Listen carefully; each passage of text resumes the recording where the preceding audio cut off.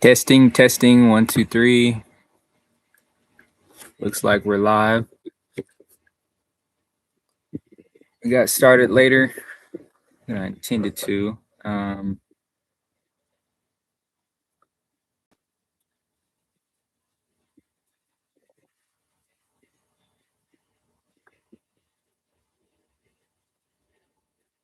Let's see.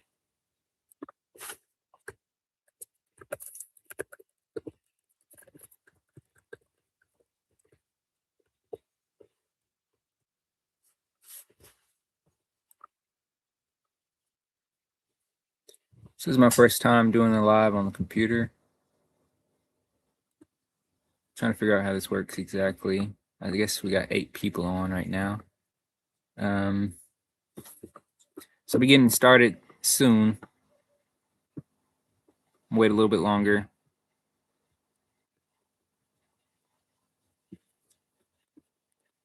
Let's see.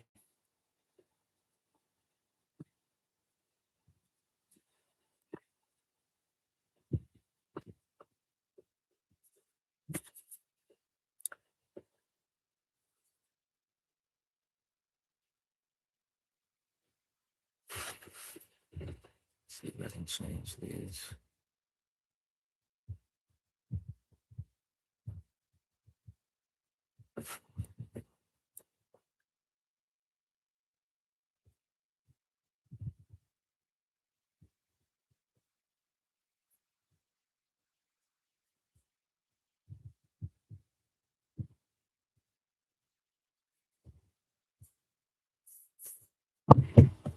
All right. So I'll be right back.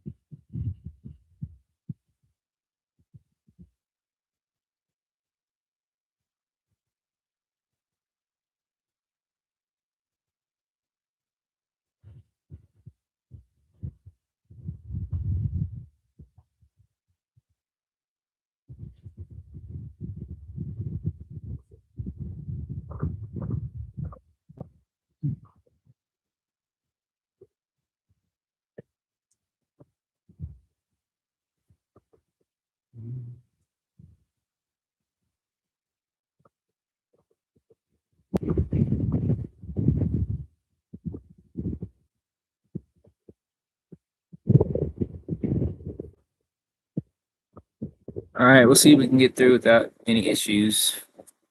We got a thunderstorm coming in, maybe later tonight or tomorrow. But right now the weather's pretty nice. So I've seen somebody said they're in Dallas, Texas. I'm trying to figure out how to see the chat from the computer.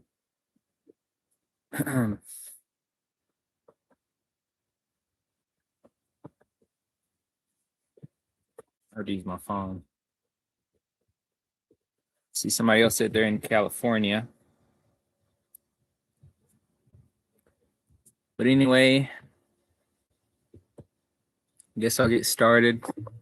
I meant to start at 5:30. End up starting a little late.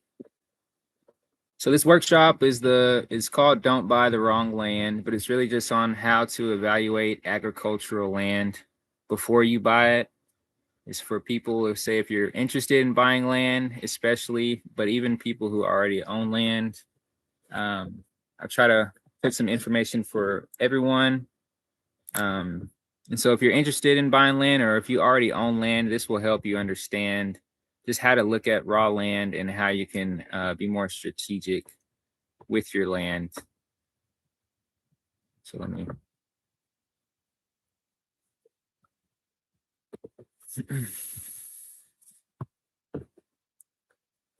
So it's designed to help you see land correctly. Most people evaluate land based on the appearance instead of how the land actually functions. And so this workshop is designed to help you understand how land actually works. It's also designed to help you see how to avoid costly mistakes. We made a lot of mistakes when we first started buying our property. There's some things that I wish I would have known before. It would have saved us a lot of money. Different tax things you can do strategically. But it's just to help you learn how to identify hidden problems before you buy property that can cost you time and money. Then different opportunities. For instance, the high tunnels. I'll get a little into the high tunnels on how we got paid to set those up. So there's different ways you can do things strategically. There's opportunities that will help save you money, and some things that'll help make you money. But also how to think like a landowner and not just a buyer. So you have to shift from emotional buying to a strategic way of thinking and focus more on long-term productivity, usability, and value. So not just thinking about land because you want land, but more so thinking of land as an asset or as an investment, especially if you plan on passing it down to your kids, different things like that. Seen somebody said they're in Houston, Texas. But yeah, if you guys ever have any questions, just put a question in the chat and I'll try to answer it. Try to keep checking the chat periodically. So a little bit about me. My name is Isaiah Gordon. A lot of y'all probably watch our YouTube channel, Zay&A. I used to be a resource conservationist with the USDA. So it's the U.S. Department of Agriculture. And I worked in an agency called the NRCS, which is the Natural Resources Conservation Service. And so as a resource conservationist, I oversaw the office in Creek County. So we covered Creek County, any farmer or private landowner, anyone really who came in with questions or concerns. They came to our office in regards to that as far as their land. We worked with them as far as conservation planning, land evaluation, soil and water management, and then also the main thing we dealt with was agricultural programs. And so we did a lot of different field visits. We would go out to people's farms. Sometimes people would come into the office. They might have an issue, like they might have an erosion issue, or say if their land was flooding, different things that might be wrong with their land. They would come to us to seek different solutions. Sometimes we had programs that could help pay for it. One of the programs is the High Tunnel Initiative program, where you can get paid to set up a high tunnel. You got a bug flying. But yeah, so I also went to Langston University. I got my agricultural business degree there. And that's what exposed me a little bit to small scale farming. I worked on a small horticultural farm next to campus, and I got a lot of hands-on experience doing that. But most of my experience really came from right now just building our homestead. Me and my wife, Naomi, we're currently building our farm business and our homestead. We're off the grid here in Oklahoma, if y'all don't know that. But yeah, we've got a lot of hands-on experience with just livestock, the infrastructure, building water systems, developing our own property. I'm sure a lot of y'all have seen that through our channel. So the biggest mistakes people make is a lot of people will buy land based on emotion. And stop me if you guys have any questions, but people will buy land on emotion because you're really eager to buy land, and it's something that you really, it's a long process, so it's hard to be patient when it comes to that. But you have to be patient when you buy land. You have to really look at all your options, and you can't make an emotional decision. Some people buy land because they think it looks pretty or it looks nice, or it might have a nice view, certain scenery, but they ignore how the land actually functions. And so another issue is people will ignore water. I see a lot of people that buy property and they don't really consider where their water is going to come from. Some properties have rural water. Some properties have city water. Some areas you can only do water wells. In some areas there is no water source. So you have to be considerate of what your water source is gonna be. Out here, people can typically drill wells depending on how deep. We didn't want to drill too deep. We tried to drill a well and we ended up going 300 feet, and it wasn't worth it for us to keep going. But we have rainwater consistently that we can collect, which is why we didn't want to keep drilling a well for water. And we also have the creek, which we think it may be spring fed, but it consistently gets a good amount of water as long as we have enough rain. But also people will underestimate the infrastructure costs and development costs, the cost to build a road or a driveway, depending on where you're at. If you put your house right on the entryway of the property, or if you're way back into the property, it'll exponentially change the cost.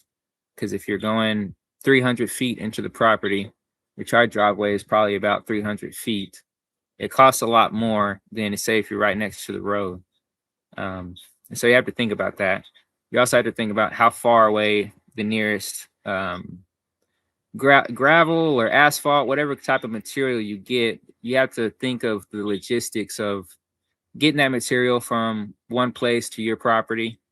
Depending on how far it is, some places there may not be anywhere nearby you, and a lot of those people, the truckers, they charge per mile, or they charge based on a distance, because they're hauling that, and it's a lot of cost on them for the fuel. So you have to think about how far away those things are if you do plan on developing it or developing a driveway.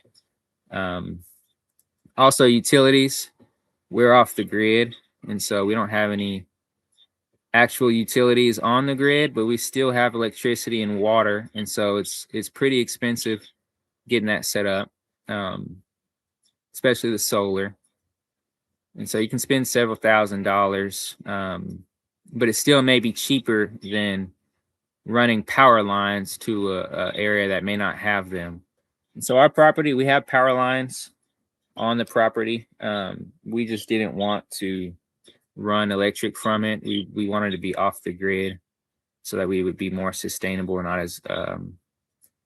not as impacted by the things going on globally, fuel prices and stuff. And it also makes us a little more independent. Fencing, infrastructure. Fencing is very expensive. Infrastructure is very expensive, but it's necessary a lot of times. Building the house has been very expensive. We spent probably tens of thousands of dollars between building the house, the high tunnels, setting up our water system. It costs thousands just setting up our solar. And so all that stuff it's a lot of money that you're going to have to spend one way or another, whether you save the money or whether you finance it or whatever you do. But the quicker you set up your infrastructure, the better you are long term. And so as far as long term, a lot of people, that's another mistake, is they don't think long term as far as what they're going to do with the property. A lot of people don't really know what they want to do with their property. They're not really thinking about the long term. They're not thinking about like the legacy that they might leave or what that's going to look like. So you have to think of what is it going to look like, especially if you plan on leaving a property to your children. What do you want your children to inherit? And then what is that going to look like? Is it going to be a business? Are you going to have production on their land? Do you plan on starting a garden? Do you plan on starting a farm? Do you want the land to have a pond on it? Do you want to be able to fish on the land?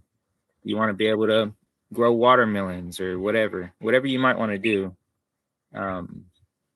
You have to think about that before you buy the property, and you have to think long term. And it's a really long term game, because you could pass the property from one person to the next, and so it could be generational if you plan it right.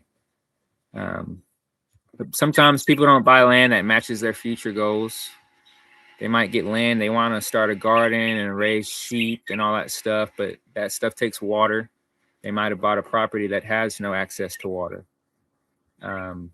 Even just the neighbors, who are your neighbors, what area, what local communities are around you. We live in Boley, Oklahoma, and it's a historically all Black town. And so our environment is pretty diverse, not just like ecologically, but our neighbors. We have a lot of diversity in this area. This land was originally, it was Indian territory before Oklahoma became a state. And so there's a lot of different history behind that. But when it was Indian territory, where we're at now, this was an all Black town. This is where a lot of African American communities came here for freedom. Let me know if y'all can hear me. The birds are getting loud. But a lot of African Americans came here seeking freedom and just opportunity. And so that's another reason why we came here. It was just this it kind of has more significance to us, especially us having roots in Oklahoma. But as far as thinking long term, sometimes people don't think about their layout. They don't plan out the layout well enough for farming or livestock or even fencing. You have to really plan out the layout, because even our property, like if you do plan on getting a water well drilled, they're going to have to come with a huge, like pretty much a semi-sized truck to come in and drill. So you're going to need an entrance that can be big enough to allow some of these semis to come in and out. You're going to need different people. If you plan on people delivering hay, things like that, the logistics of where you're going to keep your hay at, if you do have animals, where you're going to lay out as far as your crops, how are you going to get water to your crops, where are you going to put your animals. We move our animals constantly, and so we always have to manage where we're putting everything. And then another thing is just a limited production potential. Some land is just not made to produce. I see Nisa say, yes, I can hear you. But yeah, some land is just not made to produce. It's not conducive for high yielding production, not much production. And so for some people, that's not an issue. But for us, that was the issue, not having a property that would be able to produce the things we wanted. We like to grow crops. We like to raise watermelon. We raise livestock. We're trying to be sustainable. So we wanted land that would be productive, something we wouldn't be fighting against the climate or fighting against the weather all the time. In Oklahoma, weather can be rough, but it's still conducive for farmland. So that's what we were starting, was a farm. And so it was essential for us having water, having the trees, having everything, because the trees for us, we needed trees because we knew we would get a wood stove, and we would need to use firewood. But one of the biggest mistakes people make is failing to understand the ecosystem itself. And so they're fighting the natural landscape. They're removing the beneficial vegetation, and they disrupt the whole ecosystem. They're disrupting the water flow. They're damaging the soil health. They overlook how the land actually functions, because each property has specific functionalities to it as far as what it can produce and what comes out of the land. For instance, like having a lot of trees, it produces a lot of birds. Is why you hear the birds. There's so many birds. Having all the brush, we have a lot of rabbits, because the brush creates habitat for the rabbits. And then having the rabbits, it creates a food source for the owls. And so having the owls, that helps manage rodents and possums and different things. Someone said, have you thought of going underground, like to store some things? I said, preserve, maybe get away from the cold climate. We do want to build a root cellar eventually, and we'll use that as our storm shelter. I'd like to get it built before the fall so we can start storing stuff. But it'll be a process before we can get there. But a lot of people will immediately, they get a property, the first thing they do is they'll They'll get a bulldozer or chainsaw and cut down as much as they can. They clear out a lot, which you kind of have to sometimes. But a lot of times people will remove beneficial vegetation. They destroy the natural environment, and they destroy the natural habitat in the ecosystem that's there. Um, but the true cost of land is not just the purchase price, it's the long-term functionality of the property.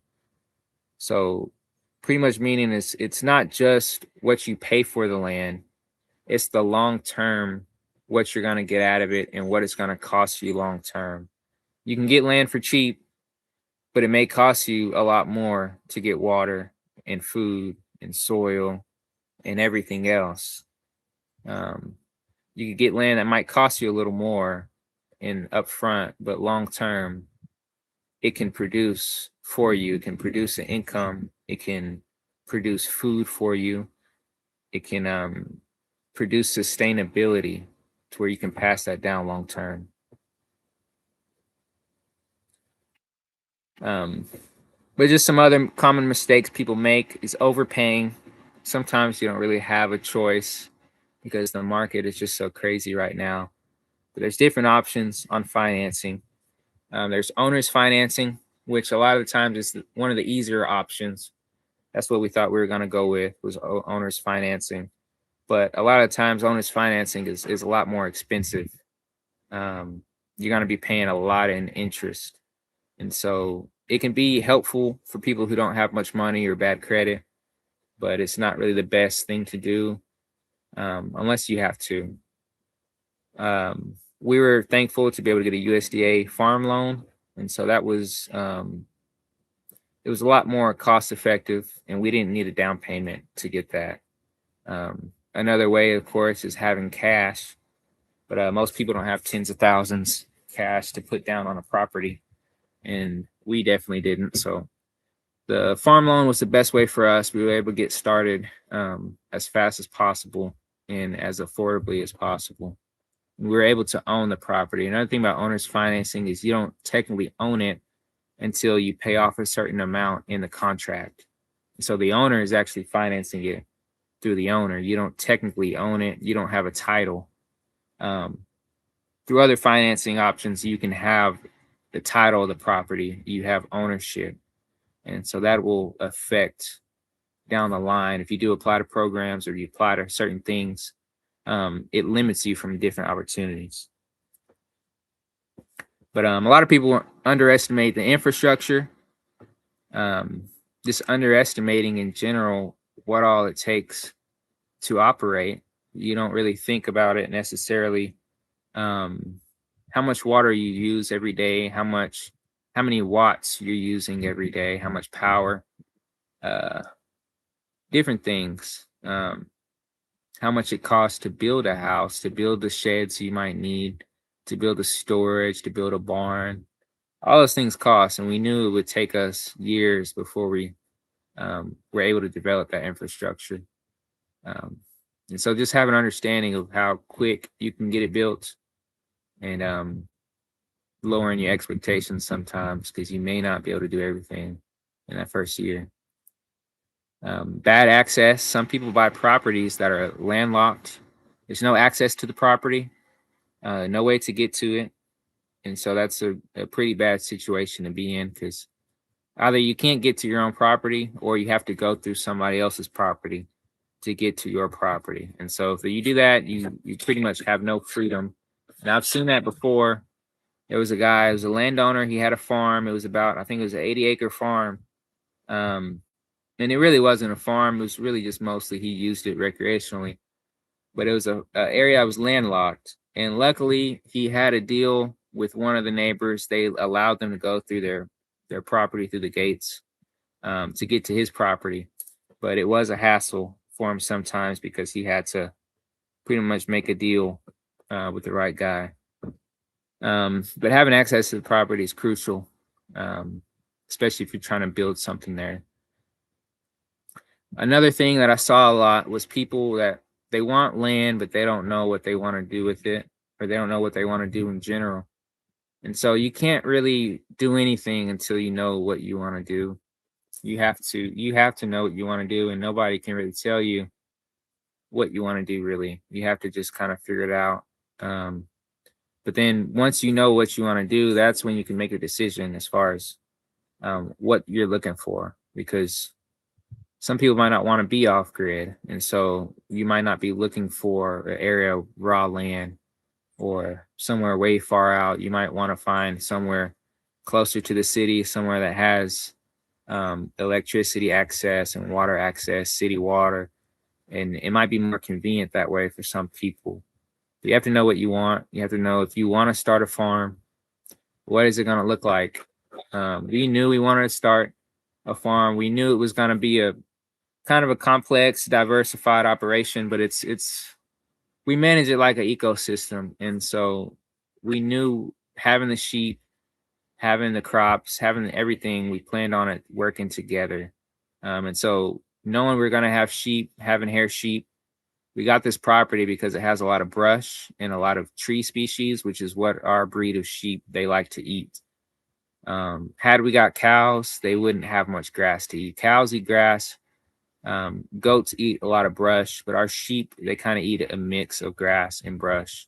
And so that's what our environment is mostly a mix. And so we try to get the right animals, knowing that beforehand, knowing what we wanted to do, knowing what we're going to get. And so we got land that fit that purpose. Another thing is no income strategy.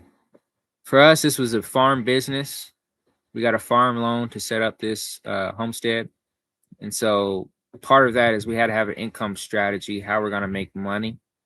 Part of the income strategy is our sheep make us money. We're able to butcher them for meat. We can also use the horns. You can make shafars out of the horns. You can use the pelts.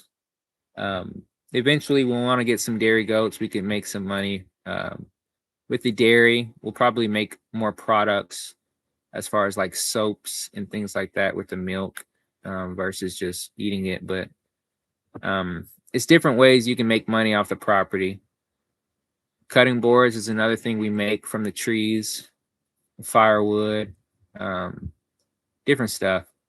We also grow different crops. We're starting to grow watermelons, different things we're trying to get set up this year. And so all those things will work together, generating income. And then also not understanding the county restrictions. So I see TL Davis said, I'm in Ohio. Yeah, I don't know what the weather's like in Ohio right now. But yeah, so understanding county restrictions is another big mistake people make. You really need to know the county, and I wouldn't necessarily tell them everything. If you're going to call them, don't tell them exactly what you're planning on doing, if you plan on going off grid, or what you're planning on doing, because some counties are nosy and some of them, they want to be in your business. And so we kind of try to set it up in a way where, like, getting our address and everything, we gave them as little information as they really needed. We only gave them what they needed.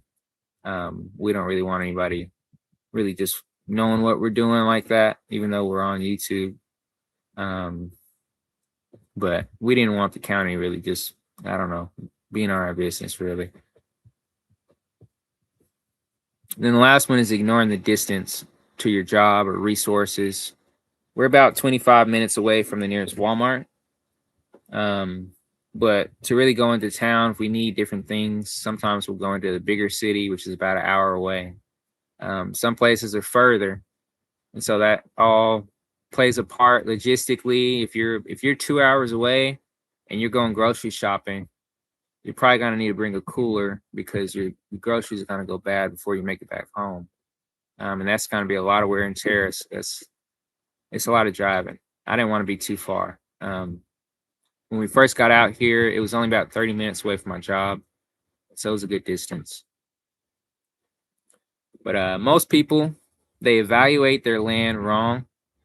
Like I said before, most people, they buy based on emotion. And it's hard not to, because you almost kind of get desperate. You're looking for so long. We were looking for land for so long. It's just kind of, you really want land so badly, especially you're watching YouTubers and you're watching people and you see people doing stuff on their properties and you can't wait to get started. But you have to really think about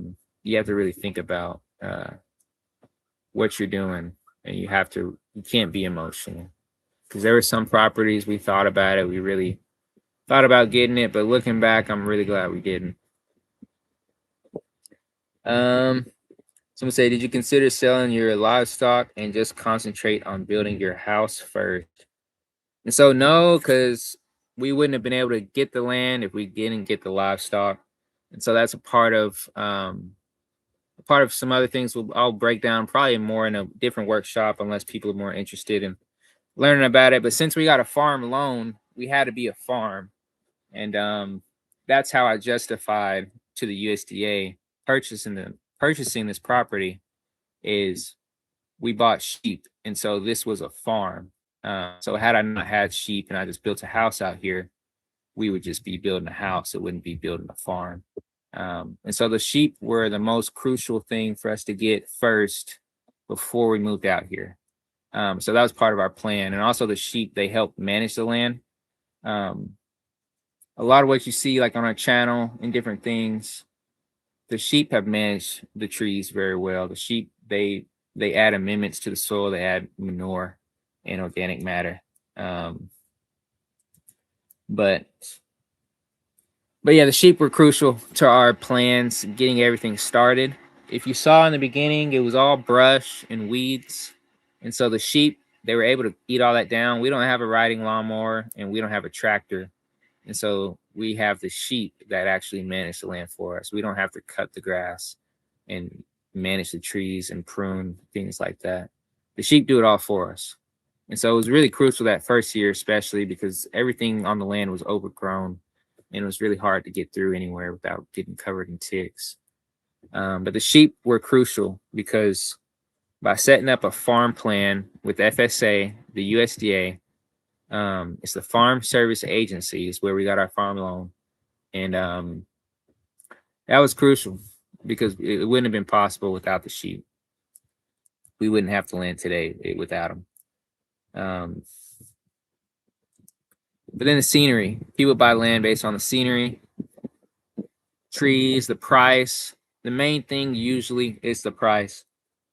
People try to be cheap and it ends up costing them in the long run.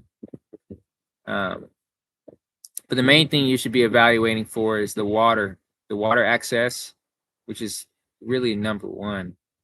And then drainage, slope, soil, usability, things like that. All these things is really what you should be looking at when you're trying to buy a property. So first you have to know what you want to do with it, but then you have to know, knowing what you want to do with it helps you get an idea of, if you want to grow crops, you need a land that has good soil. You can't grow crops in rocks. So you have to have a good soil. And you can build up your soil over time, but those things takes a long process, and you have to think realistically of what you can actually accomplish. The slope is another big thing. Further up north from where we're at, the property is a lot more sloped up in that county. And so that can be a big issue when you're trying to build or you're trying to set up a crop field. I mean, for instance, it's hard to grow crops on a hill. You can still do it, but it's harder. And also the best soil is usually the bottom land, the low slope, the flat. That's why you see farmland, cropland is usually flat on the bottom lands. Hill slopes, if you start farming on those, you're gonna deal with erosion issues. It's not as much organic matter, it's not as much fertility. And the usability of different properties is kind of vary. But yeah, and then infrastructure costs, like I said before, and then the long-term productivity is the big one that people are not really thinking about. How is your land going to produce, not just today, but long-term, 30 years from now? I've seen properties where they were beautiful properties, and then they got an offer from a oil company to drill an oil well, and so people will do that, and they'll make money off it. But then maybe 10 or 20 years down the line, that oil well will go dry, and the oil wells, they really, a lot of people don't know, they contaminate your property. They cause a lot of erosion. They cause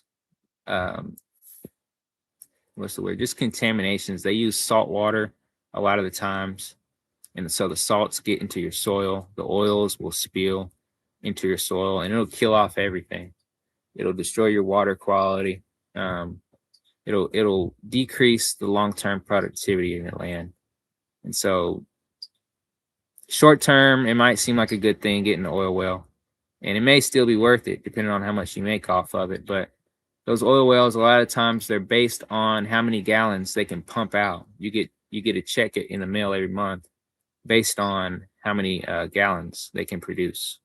And so once that well goes dry, or starts to go dry, if it's not pumping out as much oil every month, I mean, essentially, you might be getting paid pennies. Yeah, I see. Hey, Liz Pope is on here. Says she's in Maryland. But yeah, good land is land that functions well. And so to see land correctly, you have to see land. It's a living ecosystem. And so the land, like people, it can be healthy or it can be unhealthy. And you have to know what healthy land looks like and what unhealthy land looks like. Because healthy land, it'll provide ecosystem services for you. So ecosystem services are the direct and indirect benefits that healthy functioning ecosystems provide to humans, essential for survival and well-being. So essentially, ecosystem services are just benefits that you get from the land from doing nothing, just from taking care of the land. These are benefits the land will provide for you. So things like water retention, nutrient cycling. If you do plan on growing crops, you're going to want soil that can hold the water, which is water retention, because that adds more life to the soil. It adds moisture. The plant roots aren't drying out and dying. It makes it more productive. It makes the land more productive. And you'll need these things when it comes to having livestock and crops and all that. You're going to want land that can retain water. Also, it helps with nutrient cycling. An ecosystem service like nutrient cycling, if you have high nitrates or you have different things, even like back to the salts, if you have a land that has salts on it, some lands have better abilities to cycle those nutrients and minerals through the soil, so it's not built up. It doesn't create deficiencies or issues with the plants. Things like wetlands, land that has a wetlands are really good at cycling the nutrients, the waste, the animal manure that goes in. It's almost like a natural septic system. It cycles the nutrients, and so the water kind of turns over time and breaks down all that waste. But also, ecosystem services could be something like clean air and water, having just access to clean water, having plants on the land, things that are productive. As the water flows through the land, it flows through the plants, and those plants can help filter out your water. It also helps with the cycling of the nutrients. And those plants, of course, will also help clean the air as they produce oxygen. They absorb carbon dioxide, and they produce cleaner air in turn. Also, soil protection, having a cover on the land, not having bare soil. You don't ever want your soil to be bare. You want it to be protected. By doing that, you increase your biodiversity. You have more worms in the soil. You have more insects. And the insects also help with all those things. They help with the nutrient cycling. They help break down organic matter. They help having organic matter in the soil helps retain moisture. So everything works together. This all helps with the production, having forage and food production. It all works together. And so we try to manage our land like an ecosystem. instead of just looking at one resource, we manage it all as one giant resource. Because the land provides not just for us, but also for the wildlife. It provides for everything around us. It provides our water, it provides our air. So we have to be really cognizant of what we do on the property. We try to use all biodegradable soaps and things like that. Pollinator and wildlife habitat. Having a healthy land can produce, like I said, wildlife habitat and pollinators. If you do have a garden or a farm, if you're growing crops, you're going to need pollinators to pollinate your plants. If you're spraying chemicals, if your land is destroyed, you might not have as much pollinators. You might not have as much pollinators, and so that'll directly affect your production of your crops. And then the wildlife habitat, we try to manage for wildlife. You can hear a lot of the birds, but we try to manage also for the deer, for the rabbits, and really for the turkey and the quail, because long term we plan on hunting on the land. And so by providing habitat for those animals, I don't know if somebody's pulling in, but by providing habitat for those animals, that can be a food source for us long term. So we'll be managing those populations of the different birds. We have turkeys in this area, quail, deer. So it's different things that we can eat from the land without us actually having to directly feed them or directly manage them. Natural drainage. You want a property that has drainage. We had some areas on our property that didn't really drain well. And so we got the excavator to help with that. And so we've created a lot of different trenches and drainage trenches. That's helped a lot. I see someone said, Tennessee born and raised, living in Illinois. Yeah, Naomi's from Illinois. I've never been up that way, but yeah, Tennessee is really beautiful. I always thought about Tennessee as a place to live if we didn't settle down in Oklahoma.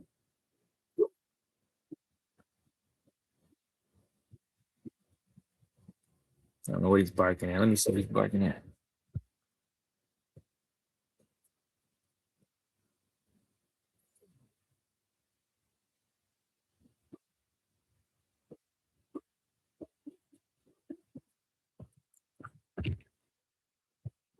So yeah, I don't know what he's barking at. I don't even know if y'all can see.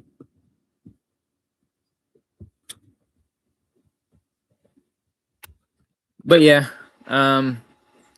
shade, microclimates, having trees, it creates a lot of shade, and then it creates microclimates, which the microclimate is just a small climate. It's like a mini climate. Like Oklahoma, we have a climate. It's usually hot. It can get windy. Sometimes it's dry. But by creating microclimates, we can create areas that are a little bit different from that macroclimate. Like it might be a little more moist under the tree canopies, which can help. Or it can be not as hot. If it's 110 degrees, it might only be 90 degrees in a microclimate, depending on how you manage it. The high tunnels we're using as a microclimate to grow our crops. And all this ties into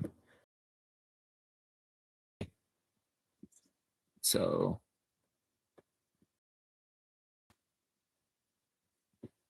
hope we were still connected.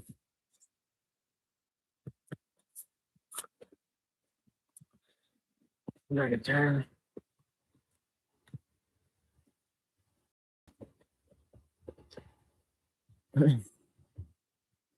But yeah, so part of seeing the land correctly, trying to get done from sun is right behind me.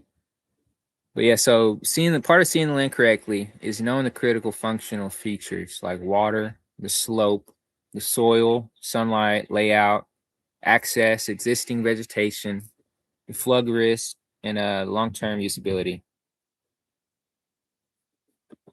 And so since someone said I may have missed, what crops are you planning to grow? We've grown watermelon, sorghum, sunflower. Be some of the main ones is the watermelon and sorghum. and then like tomatoes, peppers, and sweet potatoes and stuff, mostly for this small scale. But we plan on growing a lot of watermelons if we can get enough water for them, and then sorghum as a grain, sorghum and sunflower seeds for the animals and also for ourselves. But these are the features of a property. Some of them we went over. So I was going to show how you can check a property, what you can look for before you step out on a property.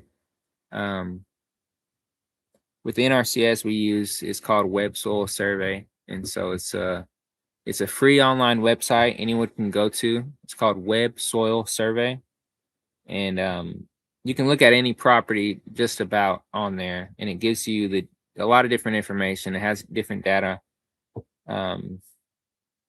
Pretty much every state has geological data, which has soil maps and soil data. And the soil is the foundation of every property. Knowing what kind of soil you have will tell you ultimately what you can do with the property. So let me see if I can switch my screen.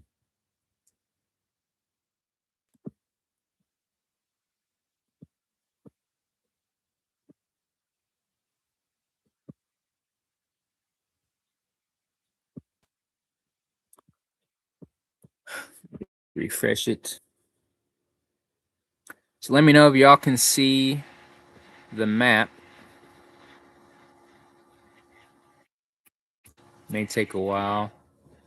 Let's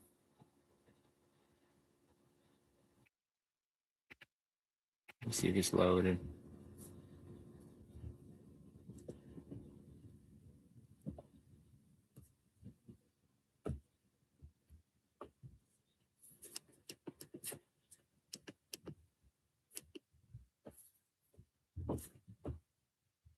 Yeah, let me know if you can see it. I'm seeing a blank screen right now.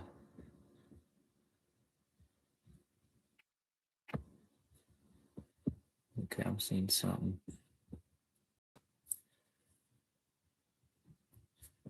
Okay, I'm gonna retry it.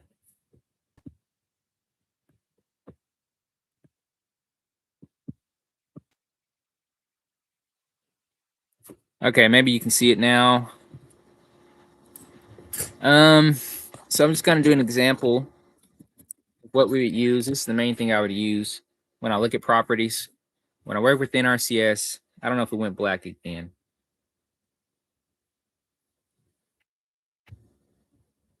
I can't tell. Can you still see the screen? Showing black on my screen. Maybe my phone's not loading.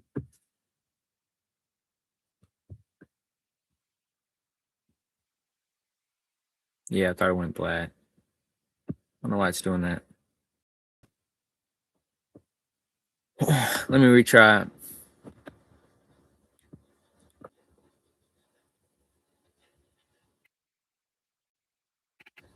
It's popping up and then going away.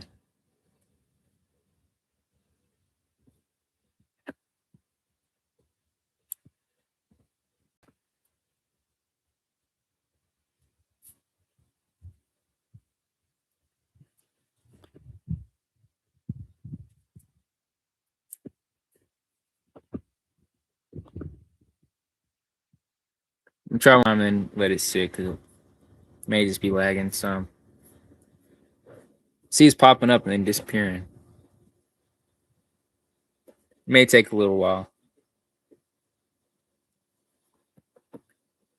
I was trying to figure out how to set this up on a different streaming service, but it was getting too complicated. Let's see.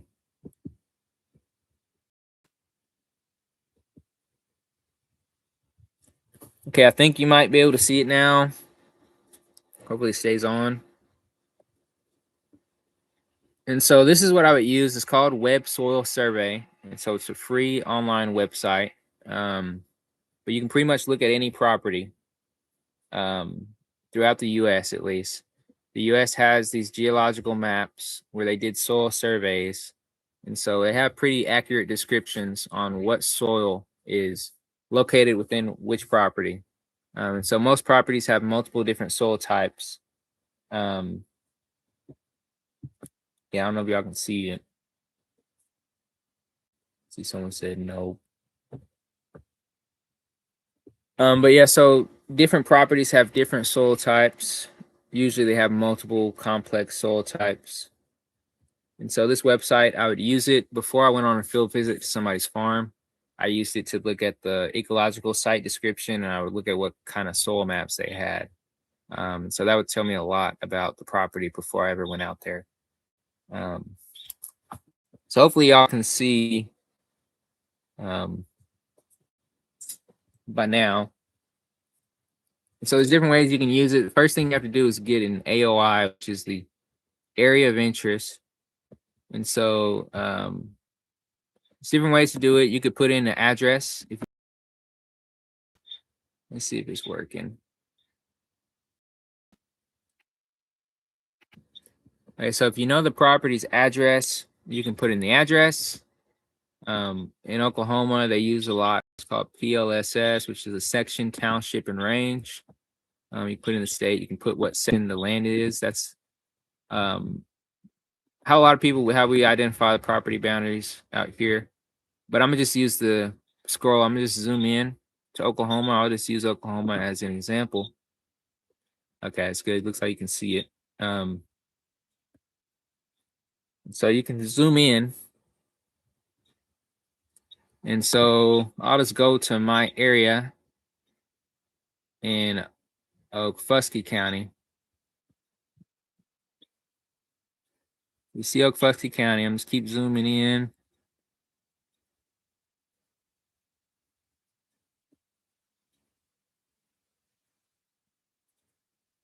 But you can put the specific property location. I'm just zooming in. I'm just going to choose a random location if it loads. It can load slow sometimes. It's a cloud-based website, I think. So let me see.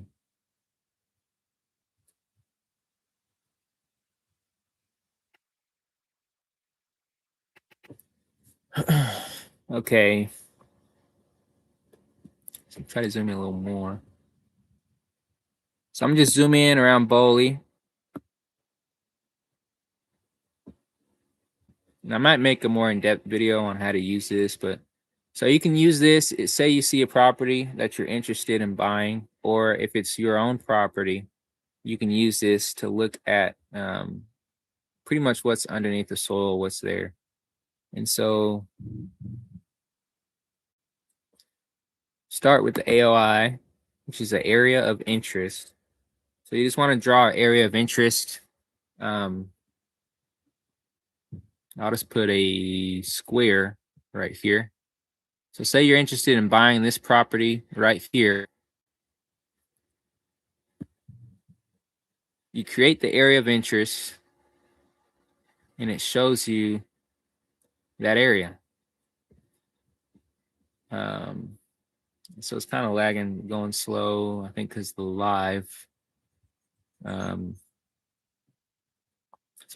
computer's struggling. And so once you create the area interest,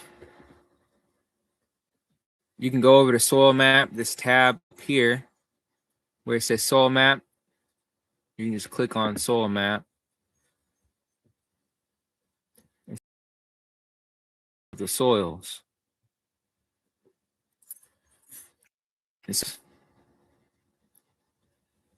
not sure how well y'all can see it. It's kind of going slow. Glitching a little bit, but so if you see these lines, it delineates different areas. On this one in particular, we have 3 different areas divided by the lines. And so they delineate what kind of soil is in each area. This area over here, this main big area where it says NBRE, this is all one, they call it a map unit, but it's all one soil unit mapped together. as pretty much one soil type. This one in the middle right here is a different soil type, the STEC2. And so I wouldn't worry too much on the names. The names can get complicated, but it's mainly just a name, and they put a symbol with each name.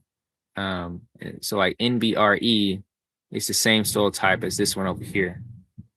And so I'm not sure if that makes sense. It'll make more sense once you start looking into it. Especially it helps if you look at your own property, or if you look at a property you're interested in buying. So like the NBRE, so it's really 2 different soil types and 3 different delineations. And so you can look at the NBRE, which is the Neotase Big Heart Rock Outcrop Complex. So just looking at it, you already know it's going to be rocky. It's a rock outcrop. And so it's a complex. So it's a complex, it's pretty much a complicated, it's a mix of different soils. And so it tells you it's 3 to 15% slopes, and it's very stony. And so we know that this area where there's NBRE right here, this main big area, and then over here, we already know just looking at it that it's a rock outcrop. It's 3 to 15% slopes, which is pretty steep. A 15% slope is very steep. So we know that this probably goes into a creek, something like that. It's rocky, it's very stony, and it's a steep slope. And so if you're interested in buying a property and you see that, that could be good or it could be bad, depending on what you want to do with it. If you want to grow crops, you might not want to grow it in a place that's rocky and that has 15% slopes. But if you look at the other area, the STEC2, it's a Stephenville. It's a fine sandy loam, and it's 3 to 5% slopes. It also says it's moderately eroded. And so it's a fine sandy loam, which is a better soil for growing crops. It's not rocky like this main one.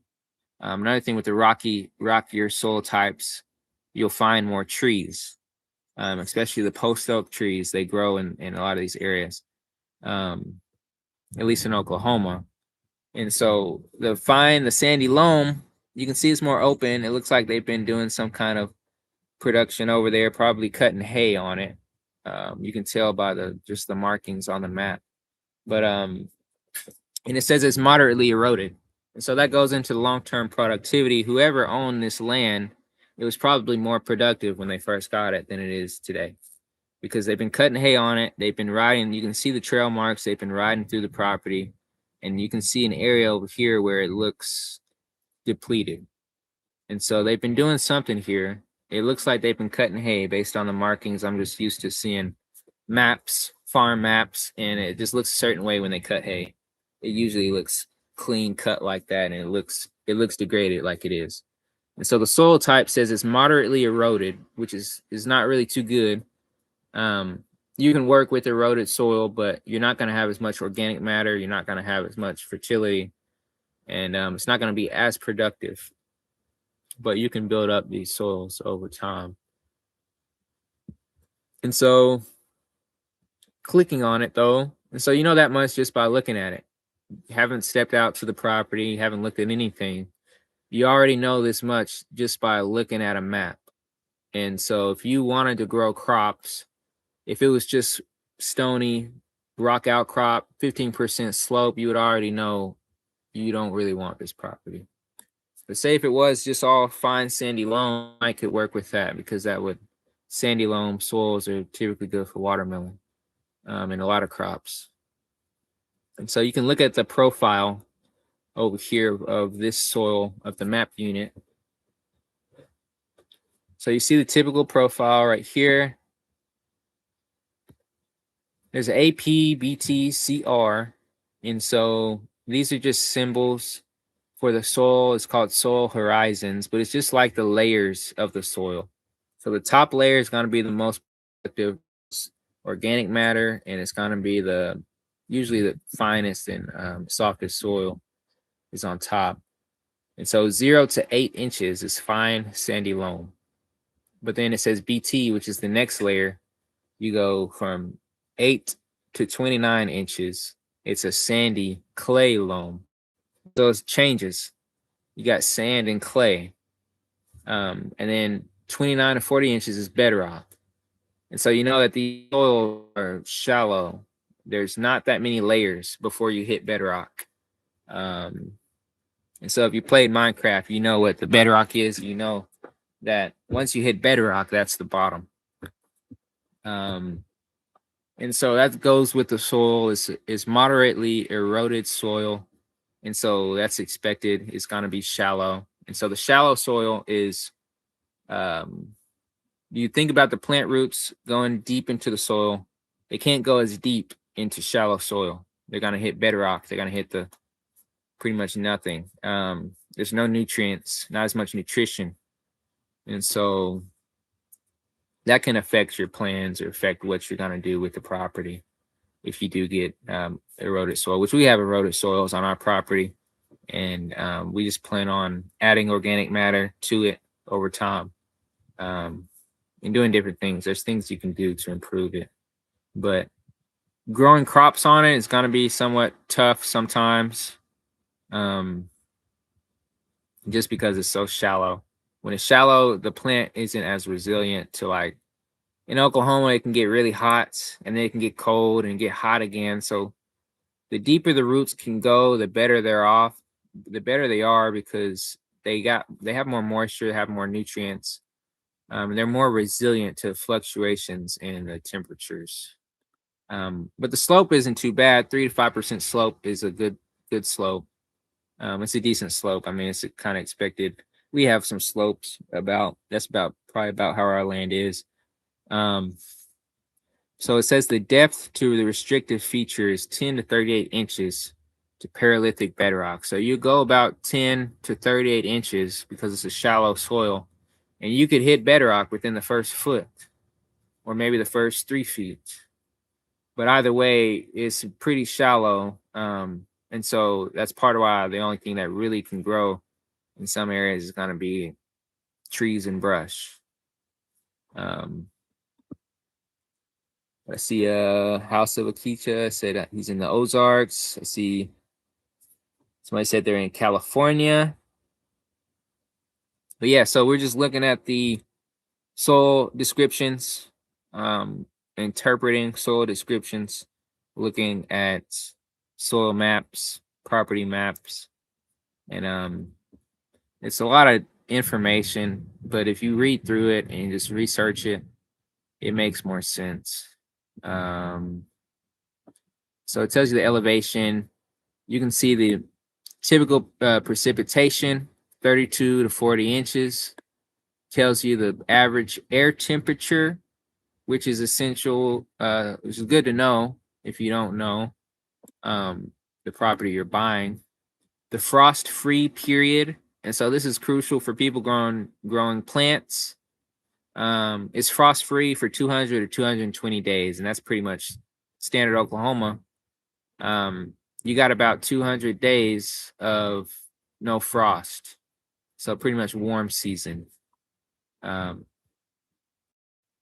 also farmland classification. It's just the way certain land is classified as far as if it's prime farmland. It's not prime farmland. But yeah. So you can see different things. You can see the topography, what type of hill slopes. The main thing I looked at though is going to be the soil profile, the slope. Sometimes the runoff class of how the water runs off, if the water is going to infiltrate into the soil or run off. It says it's medium, probably because it's a sandy loam, which drains soil pretty well, but then it's a shallow soil, so shallow soils don't really hold water that well, so it's medium. But overall, it's not too bad. The main thing I look at though is the ecological site description. So if it'll quit glitching, let's see if I can go to that.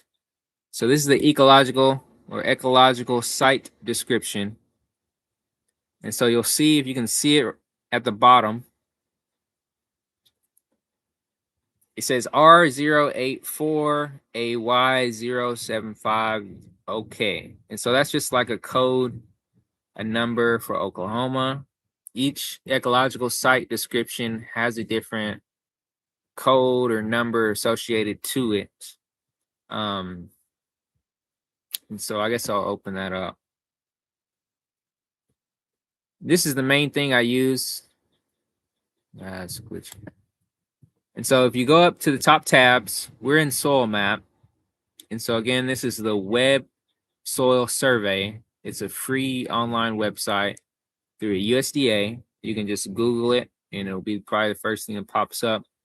Web Soil Survey. And we're looking at the soil map. First, you got to create the area of interest. And then we looked at the soil map. And so this is the soil map. It shows 2 different soil types. And so this area we're looking at right now, it's about 33 acres, about 34 acres total what we're looking at. And it tells you what percentage of each. So you can go to Soil Data Explorer. And so it'll tell you like building site development. Is the soil good for building certain things as far as like corrosion of concrete, steel? Can you build basements? It tells you what the soil is suitable for and what limitations the soil might have. A lot of soils in Oklahoma is really limited as far as building basements. We don't really build too many basements in Oklahoma. Really just underground structures in general, I think is not really too common in Oklahoma, except maybe some storm shelters. But it also tells you like land classifications, which is pretty useful. You can look at the ecological classification name, different things, the production of different trees and shrubs. You can look at the soil health, which tells you pretty much how healthy the soil is, the vegetative productivity.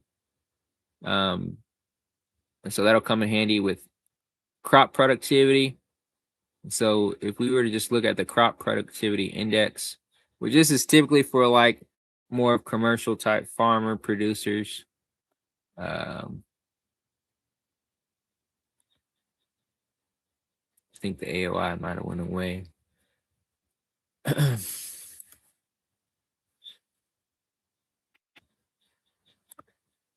So let me recreate the area of interest right here.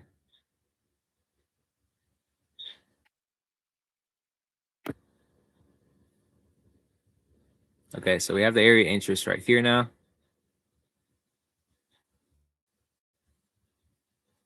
So we'll go back to Soil Data Explorer. Going real slow with the live. But yeah, so it can tell you like as far as what's suitable to be built on a property. You don't want to build a huge structure on a sandy soil because it's not going to have foundation. But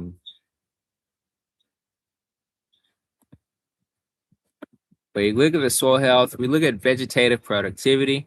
And so it can tell you as far as different things like wine grapes, different grain crops, non-irrigated and irrigated crops. The range production, which is just the more of the native grass. And so this is what I kind of look at sometimes is the native production, the range production, which is just the grass, trees, shrubs, forbs, all pretty much everything wild. And that's what our sheep are eating on most of the time. It's just native range. See a hummingbird over here.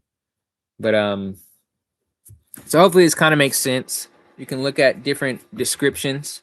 You can look at the rating. So if we click on the rating for the range production, this is in a normal year. It's not looking too good, mainly because we were looking the soil that was the rocky soil, the rock outcrop. So we already know those soils aren't very productive. In the white, it's still pretty limited. It's a little bit better, but it's still very limited because it's a shallow, like I said, it's a shallow soil. It's not very productive. But if you look at the rating It didn't give a rating for this one, but it can tell you, and this is an estimate, so it's not that accurate. But it gives you an estimate based on the soil types, based on like aerial imaging, how many pounds of forage per acre per year you may get off that property. Clicked on normal year, is in a normal year with a normal rainfall. We're not in a drought and it's not too wet. You might get 2,433 pounds of production per year off of this map unit, which isn't really that much. That's on the low end. You really would want at least 3 to 4,000, if not 6 to 8,000 pounds, which would be really high, of pounds per acre per year. And so that's pounds of grass, pounds of shrubs, different things. I don't think it takes into account as far as like tree production, the leaves, because we feed leaves to our animals. But but it's good to know how many pounds of forage you can produce every year. If you know that a sheep eats maybe 3 to 5% of their body weight a day, and you say they're 100 pounds, that would be 3 to 5 pounds a day of forage. And so you can estimate how much if they're eating 3 to 5 pounds a day. Say you have 10 sheep, that might be 30 to 50 pounds a day of forage that they're eating just from 10 sheep. And so you have to know how much your land can produce before you just throw animals on it, because you might put 20 sheep and you can only produce enough for 5. And so you're going to run out of your production. You're going to run out of grass. You're going to run out of things for them to eat. So you have to know these things, but part of it is just experience, watching the animals, knowing what they eat. They eat more when they're pregnant, when they're lactating. They haven't been eating as much now, even though they still have the lambs. The lambs have been grazing, so they haven't really been drinking as much milk. When they're in milk production, peak milk production, that's when they eat the most. And that's usually when there is no grass. So you have to feed them. And feed can add up. You don't want to have to feed your animals every day if you're trying to make money off of them. And so our property, they're able to eat the weeds. They turn the weeds and the brush, they clear the land, they turn it into meat for us. And so the meat makes us money. We'll be butchering some lambs later this summer. And so we're selling different lamb cuts. We've already gotten some orders on some. But yeah, so knowing the pounds per acre can be really useful. So again, if you have 10 sheep and they're eating 30 to 50 pounds a day, and that's of raw forage, green, fresh forage. Feed is going to be less, dry feed. But you can do an estimate of how many months the forage will last you. So you can look at your forage like a bank account. You can estimate your balance, your forage balance. We call it a forage balance inventory.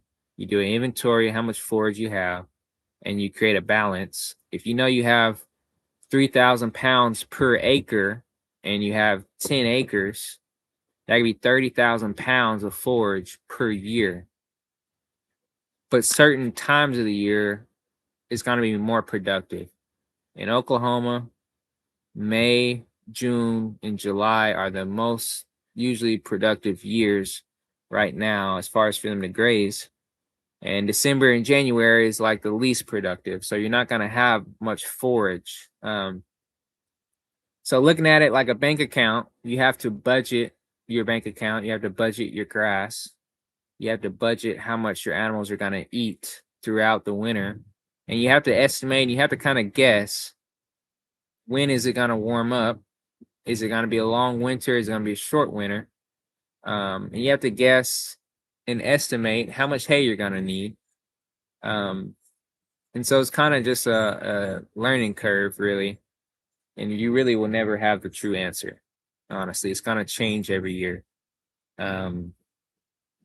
But by creating a budget, you can plan for the year, at least knowing you have 3,000 pounds of forage per year, or 30,000 if you have 10 acres. Um, you can manage it in a way where you can stockpile some of your grass or some of your forage, or you can cut it for hay, or you can store it so that if you have a surplus during those months where production is higher, like June, July, if you have a surplus of grass, you can harvest it and feed it during the months where the grass isn't being productive. That makes sense.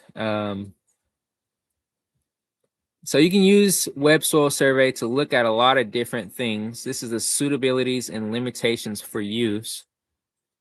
But the main thing I look at is ecological sites. So if you view all ecological sites info, it'll show you another map. And so you see the map, it still shows the soil map, but there'll be different colors if it's different ecological sites, but since it's all one, it's all the same site. It'll be pretty typical. So the ecological site description is pretty much just a description of what the land was like when it was most productive in its kind of like its best state, when it was most productive prior to any European colonization, before any Europeans ever stepped foot in America.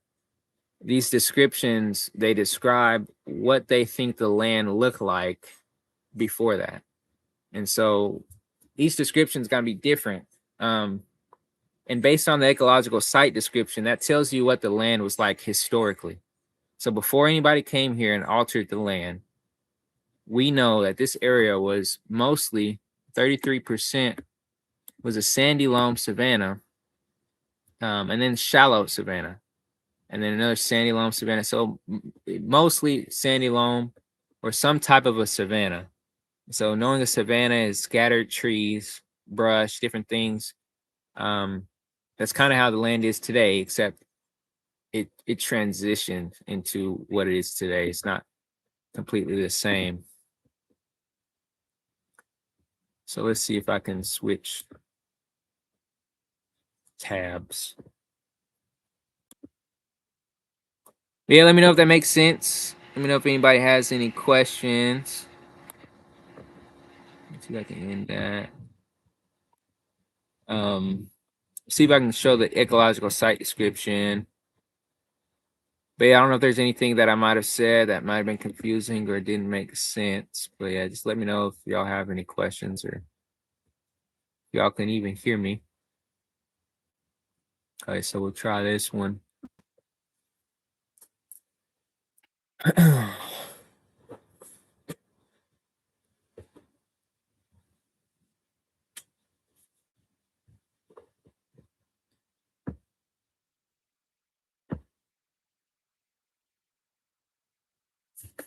It's kind of boring, but it might be useful for some people. I'm just trying to show practical uses on what you can do before you even look at a property. And so trying to get it to load. It may take a while.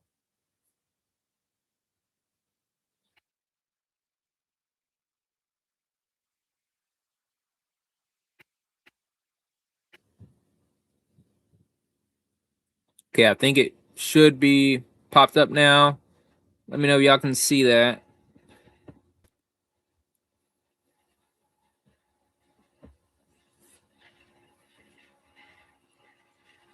The sun is going down, so it's not as bright behind me.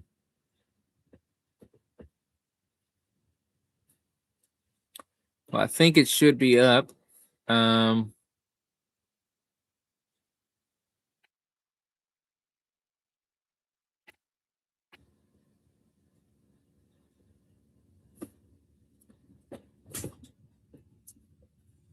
Okay, so This is a sandy loam savanna, which this is the same ecological site description that we have, because we're in a similar area. There's a lot of these in our area, savannas. That's why we have a lot of trees, scattered trees throughout. That's what a savanna is. And so we have a sandy loam, which is, we have kind of a sandyish, loamy type soil. And I really like savannas. I think savannas are some of the most productive sites, at least for what we're trying to do, raising livestock and then crops and harvesting firewood. It has a lot of diversity, and it gives more opportunity. But so the soil, the ecological site description. So this is a description.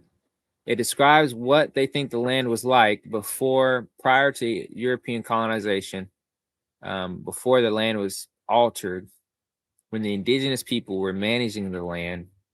This is what it looked like. So historically, we know there was buffalo that roamed from like Mexico all the way up to Canada. They would travel, they would migrate north and south throughout the Americas. And so they had migration trails, and that affected how the land was managed. They grazed, they ate brush, they ate different species of different things. And then the indigenous people here, they managed the land with fire, and they use that to kind of help move the herds. And it's a lot of different other things that ties in with it. But essentially, once people started developing cities and roads and highways, they cut off all those migration routes. And so we don't see bison or buffalo migrating today. We don't see that. And so it affected the way the trees grow. It affected the way the grass grows. It affected the way the nutrients cycle. It affected the whole ecosystem. The whole ecosystem we see today is not what was here prior to European colonization. So we know it was completely different. And so we try to think of what did the land look like when it was most productive, because it was a lot more productive in those days. And so the MLRA for this ecological site description is a major land resource area, MLRA. It's called the North Cross Timbers. This is our region where we're located. Here in central Oklahoma, we're in the North Cross Timbers, which is pretty much a region. It says characterized by rolling to hilly uplands with trees, bedrock outcrops, and narrow stream valleys.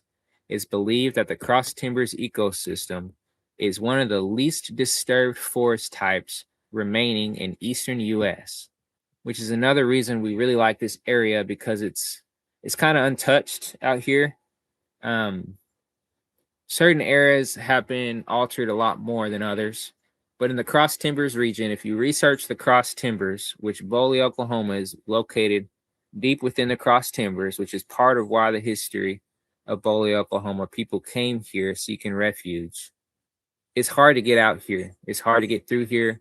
There's trees. People couldn't bring wagons through here. They couldn't bring carriages. Sometimes you had runaway slaves that would come out to Indian territory, and they were able to take refuge in some of these rough areas. The Cross Timbers was known as one of the most dangerous areas in the U.S. Because it was so rough, it's rugged, and once you go into those forests, sometimes it'd be hard to get out. So that can be a good thing and a bad thing, depending on who you are. But because of that, it's one of the most least disturbed forest types remaining in the eastern U.S. Major rivers in the MLRA include the Verdigris River, the Kansas and Arkansas, the Cimarron, South Canadian rivers in Oklahoma. And the western parts of this MLRA are underlain by sandstone and shale of Permian age. So we're more in the center. And so depending on if you're on the west or east, depending on where you're at, will determine what your soil and rocks and stones, what you have.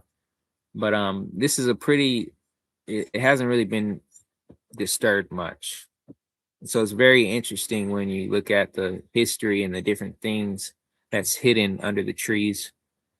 Sometimes there's things hidden and you don't know until you start cutting and clearing away.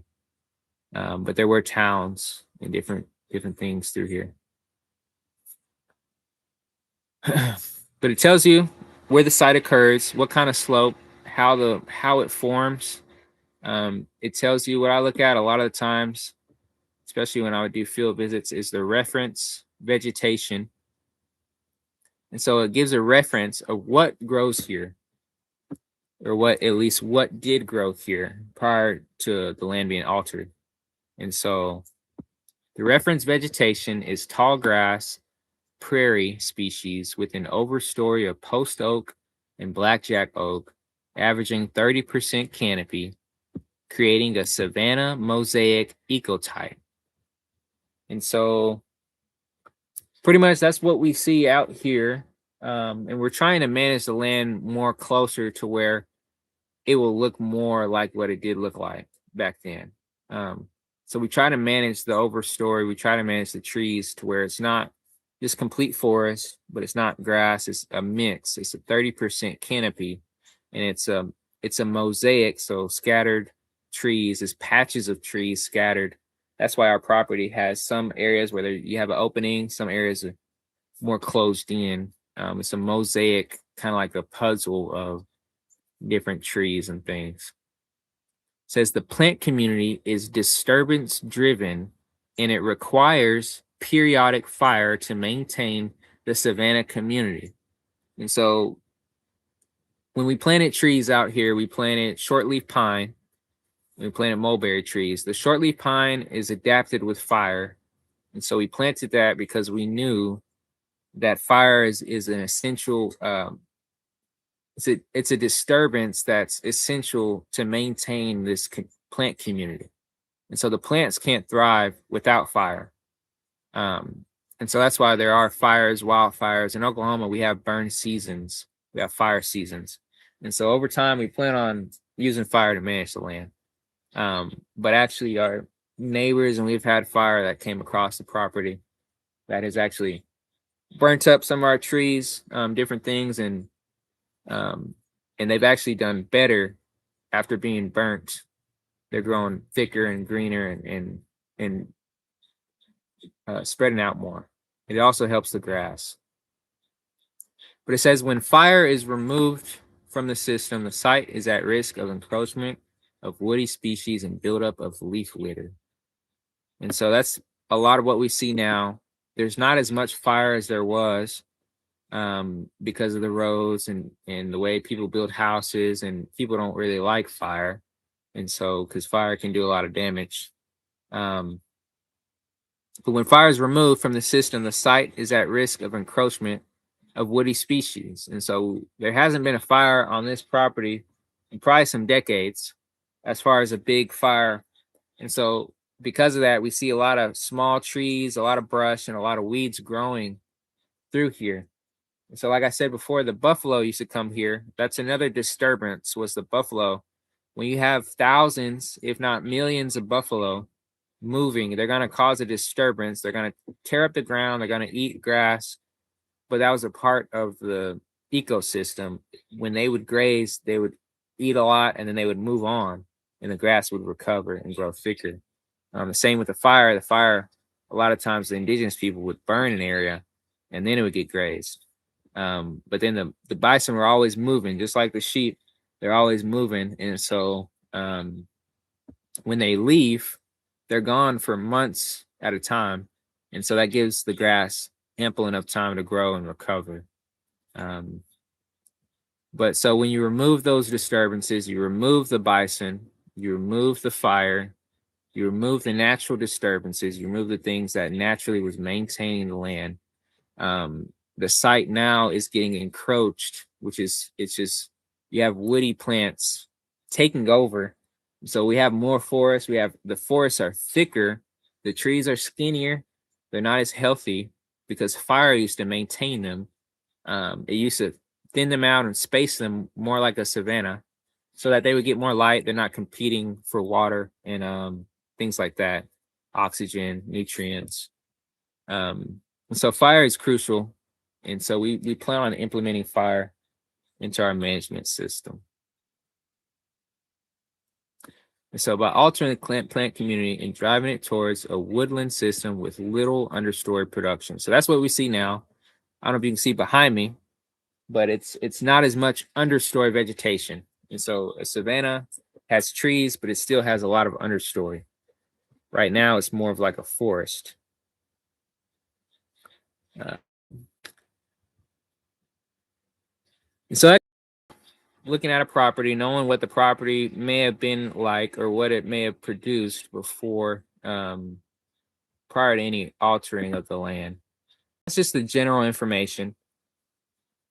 You can look at the physiographic features, which is just the physical traits, physical characteristics, the landforms, the hills. There's a lot of hills. Tells you the elevation, the slopes. You can range from 5 to 15% slopes, which 15% pretty.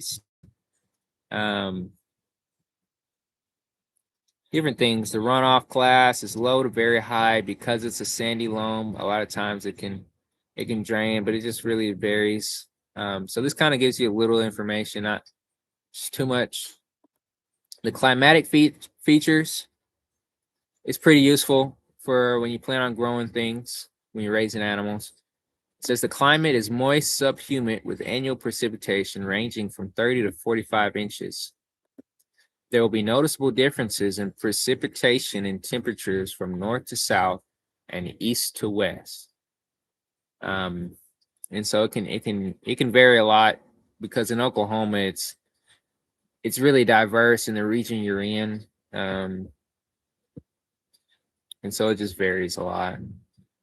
But it says the most intense rainfall occurs in late spring and early summer. So we're getting close. We're in that point now.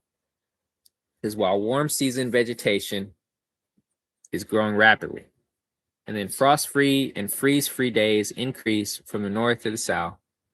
So it tells you the frost-free period. Tell you the freeze-free period, how long you're going to go without a freeze. Typically, how much precipitation, 40 inches of precipitation. So it can tell you different things about the climate, the climatic features. And so you might find this useful, you might not. You may already be familiar with it if you already live in that area. See, someone said I didn't know about fire being part of the natural ecosystem in Oklahoma, and I live here. Well, now you learned something. No, but yes, it's interesting. A lot of people don't like fire, but fire is crucial. If you heard of slash and burn or people that manage the land with fire, fire is crucial. When I worked for NRCS, we plan prescribed burns for people, and it's pretty cool seeing them. We create a prescription so you can look at the property and see what someone has. We would write a contract if they were in a program, and we would write a prescription based on what that property might need. Usually out here it was they're managing for invasive tree species or they're managing brush. And so we would write a prescription on how to get rid of some of those species, because the fire, it also gets rid of invasive species. A lot of the plants we see today are invasives that were brought here or somehow they adapted here. And so the fire, they haven't adapted with the fire like the native vegetation has. The native grass, the native trees, all those plants are adapted with the fire because fire was here historically. So you look at the native plants, they're not really as able to outcompete the invasives without the fire. But usually invasives will get pretty burnt up by fire if they're not adapted.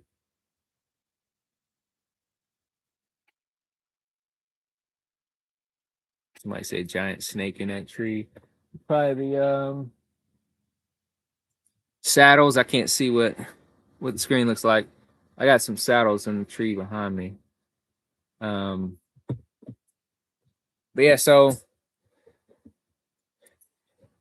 you look at the soil features, tell you what kind of map units. We looked at the map units earlier. if you saw it. But it tells you what kind of features is in the soil, what to expect. We know it's fine sandy loam type of soil.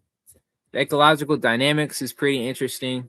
It goes more in depth on the ecology side, and I've always been interested in ecology. So it tells you the reference state. So the reference state is like we're saying was the state that it was in prior to anyone altering the land when it was in its most productive state. That's the reference state. So the reference state is the savanna. And so you can see how the land, it shows you how it transitions. So number one is savanna. That's how the land was when it's in its most productive state. When the land is managed with fire, you have buffalo, bison, roaming the land, managing it.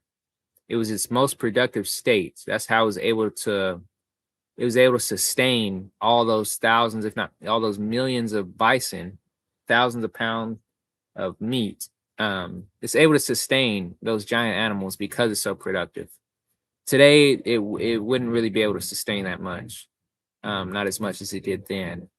But so it goes from a savanna state to woodland state, and that happens when you take out fire, you remove the fire, and you remove the buffalo, you remove the disturbances that manage the land.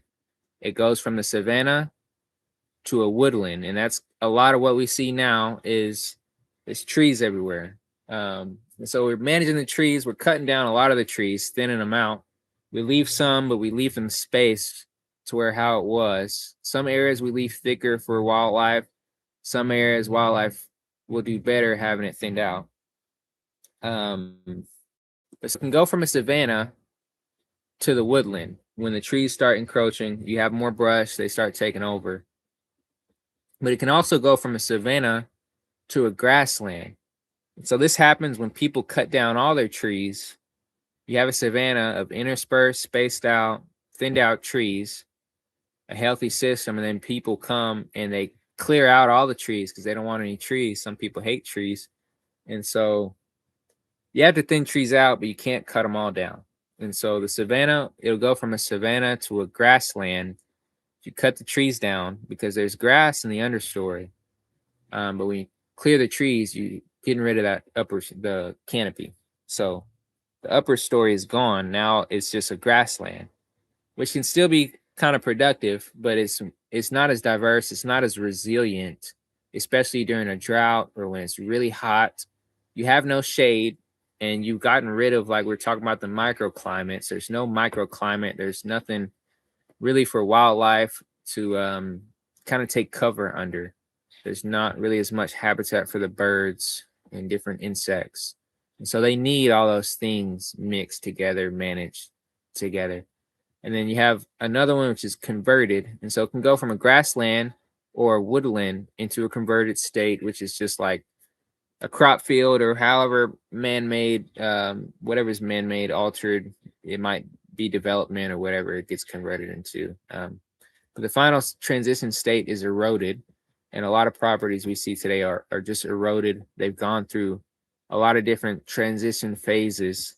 They've been altered so much from the original savanna to where it's just a eroded mess, pretty much. And so it tells you the different symbols, the meanings of the letters, what it means, and how it pretty much, that's how it leads from one transition state to the next. Is you see no brush management, no fire. T1A, it goes from savanna to woodland. And so it tells you, these little codes tell you how it'll transition. But so we look at the reference state. This is savanna. It's an oak savanna. Most of our trees are oak trees. The oaks, they set the foundation for the ecosystem. They provide a food source for hundreds, if not thousands, of different species, and also habitat for them.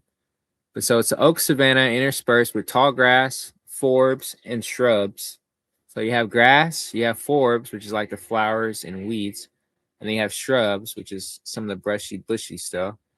And then the vegetation is predominantly tall grasses and midgrasses, consisting of big blue stem, little blue stem, Indian grass, and switchgrass. In Oklahoma, those are called the big four grasses. The big four, they're all native grass. And so grass is a bunching tall grass. And those are the big four within this area and in a lot of states within this area. Within the tall grass prairies. So Oklahoma is typically tall grass prairie or savanna. But the secondary grasses include purple top, sand lovegrass, purple lovegrass, sand dropseed, Canada wild rye, and Virginia wild rye. And it tells you the overstory trees of post oak, blackjack oak, and various species of hickory formed a canopy 15 to 20%. It says, however, it's important to know that woody canopy has always varied. So it's always been different, and they really don't know exactly what the land was like before, but this gives an idea of what it was. And so we have a lot of that here today. Post oak, blackjack oak. We have a lot of different hickory species of trees. We have pecans and black walnuts. And then we have like little mulberries and different things. A lot of plum trees, sumac trees, different things. But this is really good. The ecological dynamics is one of my favorite ones to look at because it tells you what vegetation is there, what grows there, what grows well. And so even if it's not here now, if you do plant something, you could plant things similar, and you'll know that it grows. So it tells you the dominant plant species, post oak, which is the main thing we have. We have a lot of blackjack oak, and there's black hickory, winged sumac. We have a lot of sumac, coralberry, big blue stem. We have some different blue stems, little blue stem, Indian grass, goldenrod, sunflower. So we got a lot of different stuff. We're trying to manage our property where we can get more understory. We have a lot of woody species, so we're trying to get more grasses. But I won't go too deep into it.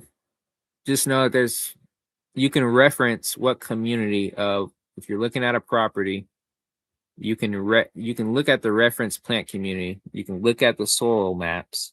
You can look at what the land used to look like or how productive it was in the past. And so all those different variables help you make a decision on if a property is worth it or not. And so it tells you the production per acre, how many pounds the land can produce. And so on the low end, it may be about 3,200 pounds per acre. On the high end, you might get 5,600 pounds per acre. The average is 4,400 pounds. And so this is all estimate. It's all an estimate. It's not going to be that accurate. It's all dependent on the actual place itself and how you manage it. But most of the production, most of the pounds per acre you're going to get is going to be from grass type species. And so that's why a lot of farmers out here will cut down all their trees because they're thinking that the more grass, the better. So they cut everything and they want more grass to be more productive. But long-term diversity and resiliency is the best thing to have. It's a great presentation, very informative. Yeah, I'm trying not to bore y'all too much, but I'm trying to show, I don't know, I guess the ecological dynamics of it. But I really like the ecological dynamics because it breaks it down based on the plant type. And so a lot of people, when they get land, they manage it just for the grass, and they're not really thinking. They might manage the trees a little bit, but they're not thinking, like, they consider everything a weed that they don't like, but they don't realize, like, there's ragweed, but turkey and quail and the birds, they depend on the ragweeds as a food source. So if you cut down all your ragweeds, you're destroying the habitat for the animals that live there. And so you're destroying those ecological benefits or services that the land might provide. By leaving those things there, you can have quail on the land.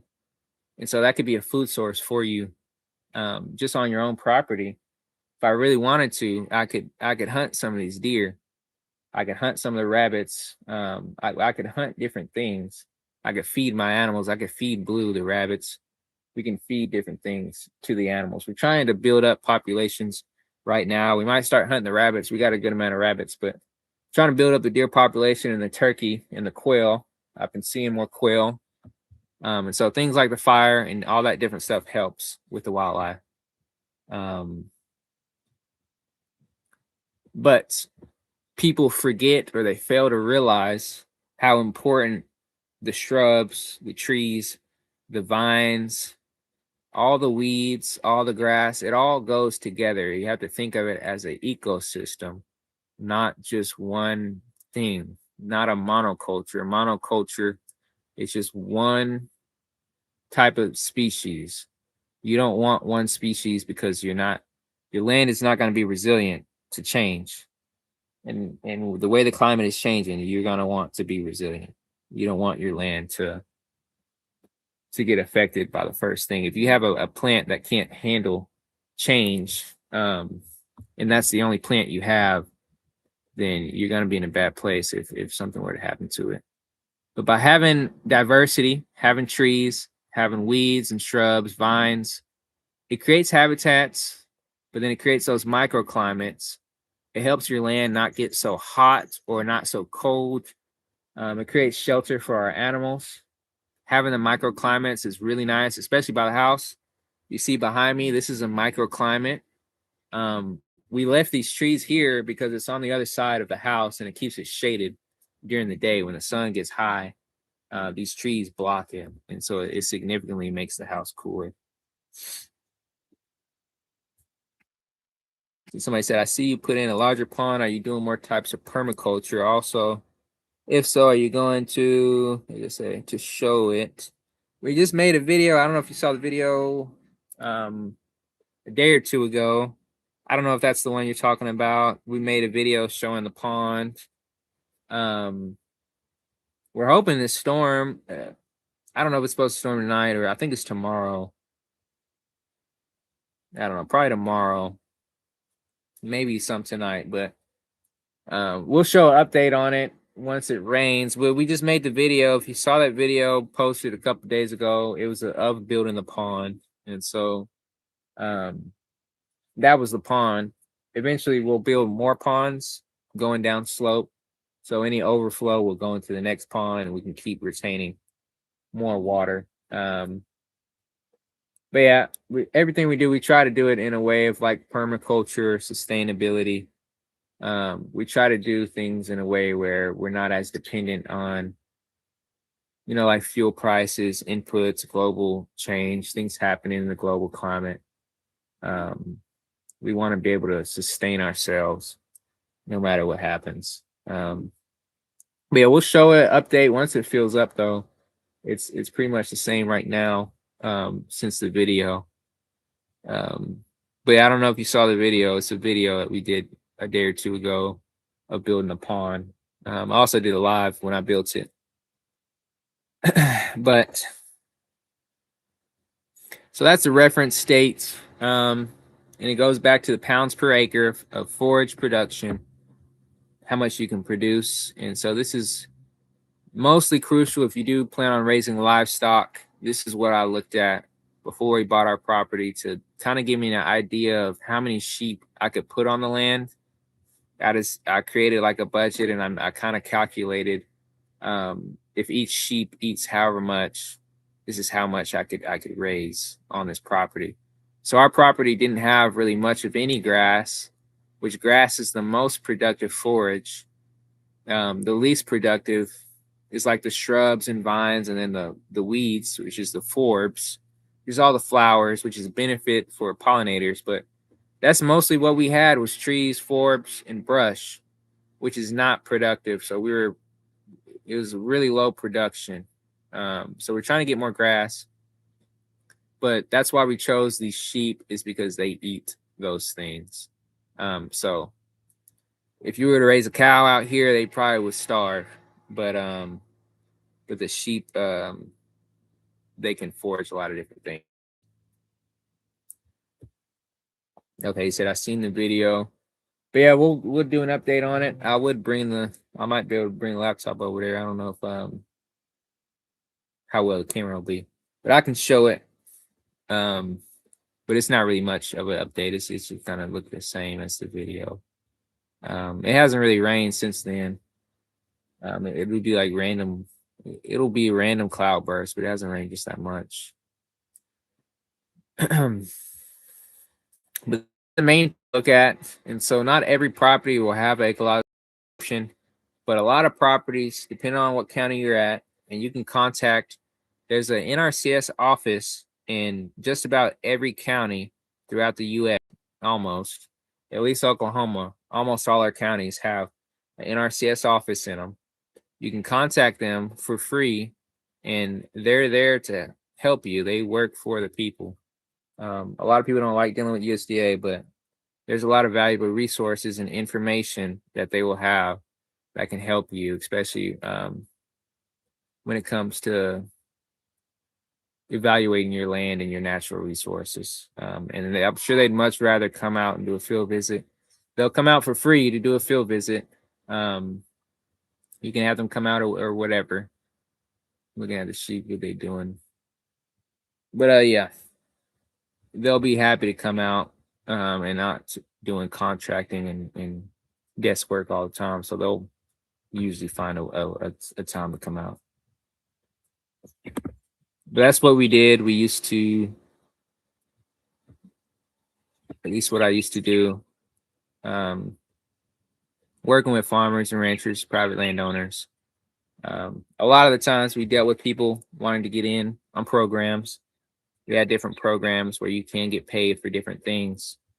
And so I'll probably go more into that in the next workshop on programs, tax write-offs, and some more of the financial sides of owning land, land buying, how to finance. But this is a good reference. If you're looking at a property, if you have the ecological site description, you already pretty much can know what to expect from that property. Not just today, but long-term production. And so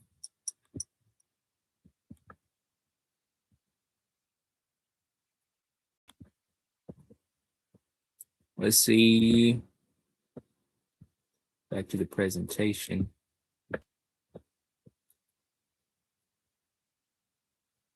So it may take a little bit to load.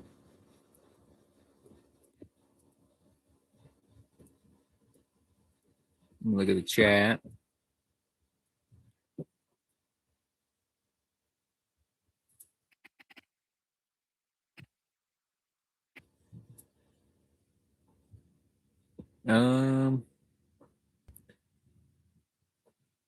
So this is all just seeing the land correctly. Just trying to help you see the land more of just not as a piece of property, but more of seeing how the land functions, what kind of ecosystems are there. It's going to be different ecological site descriptions and different ecosystems depending on where you're at.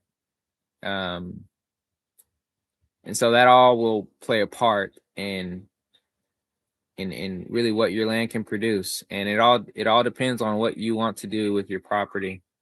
Some people just want the freedom of living on the land. They might not care too much for production. They might not care too much for growing crops, raising livestock. And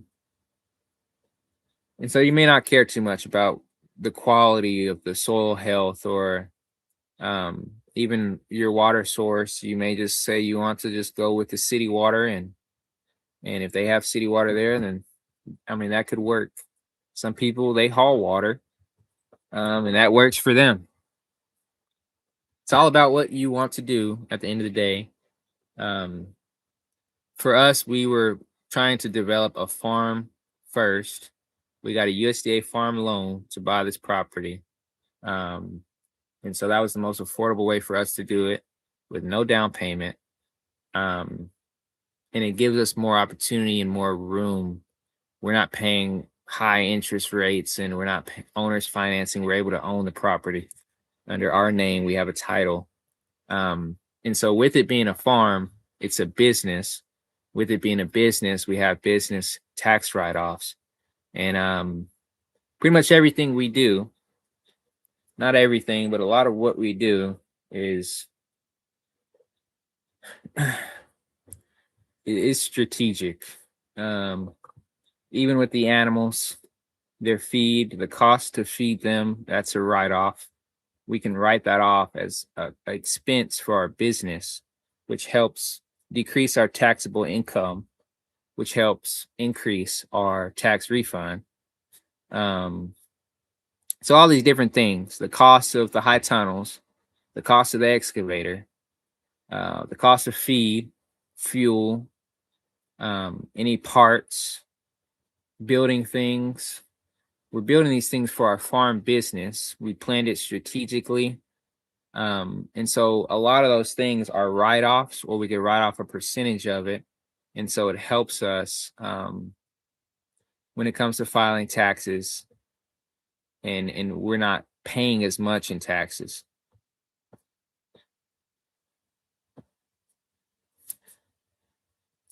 But so what actually makes land productive, it really depends on what you want to produce. Typically, you're going to need water, no matter what you're producing. If you're going to produce something, you're going to need water. There's no place in the world where you don't need water. So that's the most crucial. The second is the soil potential. You can't grow crops on rocks.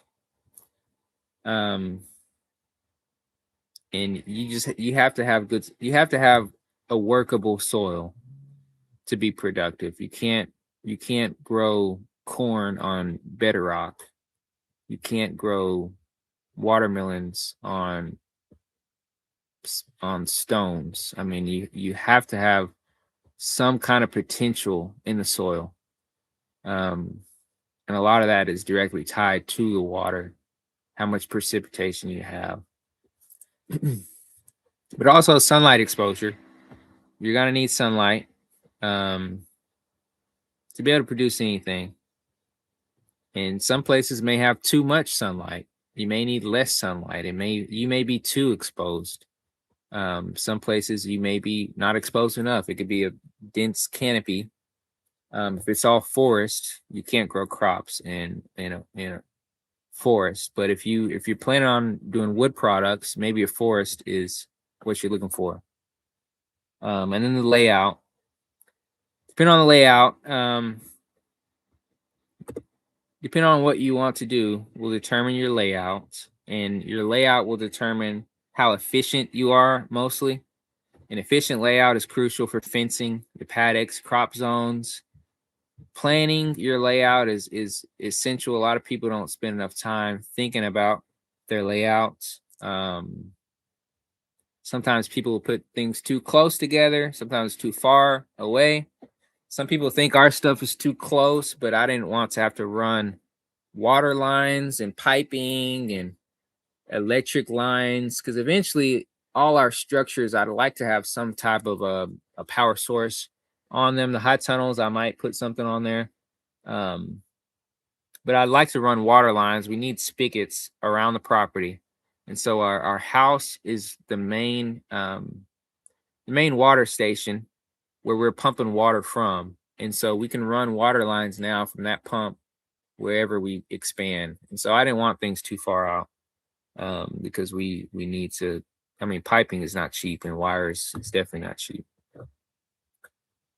So you have to space things out. You have to think long term where everything's going to be, which is kind of hard until you really just start doing it. But for us, we had to figure out where the house was going to go first. And then I knew that area was going to be the crop field, because that area is a lower, it's more of the bottomland type soils. The closer you get to the creek, and then a lot of the water flows through there. So we're doing the swales, kind of like permaculture, just kind of holding water retention. And we'll be doing little retaining ponds. But yeah. But you got to maximize each acre's potential. You got to think long term and design it to be flexible. So, because your plans are going to change and you got to constantly change your plans. So, you have to be able to adapt to that. Our crop fields are going to kind of somewhat change. We're going to rotate crops around, and we rotate the animals around. So, you got to really be strategic and think about where everything's going to go.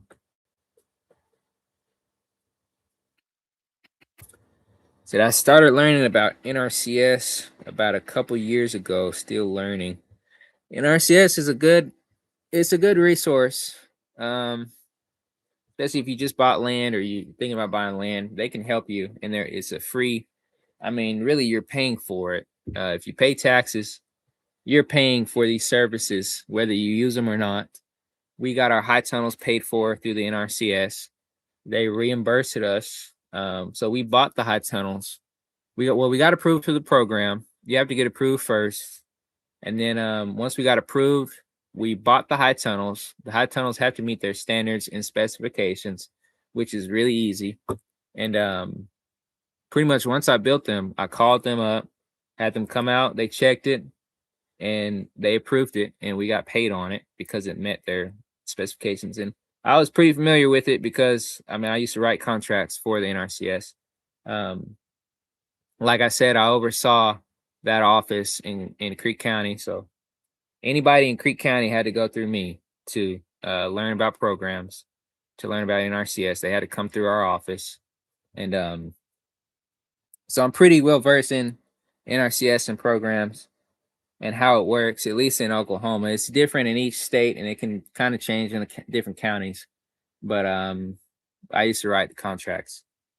I used to do the rankings for the applications. I used to look at all the applications, pre-approved people, and all that different kind of stuff. We funded contracts, we wrote them, and we worked with the farmers pretty much every step of the way. But NRCS is really good, especially now. A lot of small scale. There's more stuff for small scale producers, gardeners. The High Tunnel Initiative is a really good one. They can also help with the cost of a water well. They can help with and it's all reimbursement. Most of their programs is cost share programs. They also have programs where you can get paid for managing the land, being a good steward of the land. You can get paid every year. And I think the minimum annual payment is like $4,000, $6,000. I think it's about 4,000 right now. So the minimum payment you'd get every year would be 4,000 through the CSP program, if you get approved through it. And so it's things that people aren't really applying for. A lot of people don't know about. Certain farmers know about it and they get in. But a lot of people, especially our people, don't want to go in the offices a lot of times and they miss out on the opportunity. And that's another one of the big mistakes people make is they miss out on opportunity because they don't want to go through USDA. And they're missing out on thousands of dollars, which is their own taxpayer dollars that they're paying. And they refuse to get the same services that some of the other farmers are getting. And so it goes into thinking like an owner, not a buyer. So when you're buying land, you got to think like the landowner, a landlord. You don't want to think like someone trying to buy land. You have to shift your mindset from simply purchasing property to truly understanding what you're acquiring.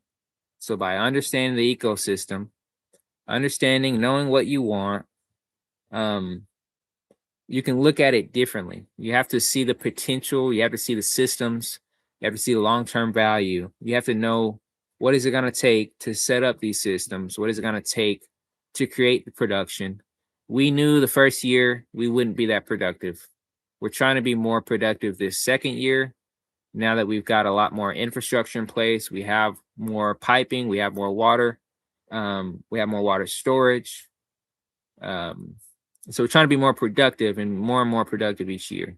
But you have to think like someone who owns land, looking at the land as an asset, land as a system, and it has to be productive.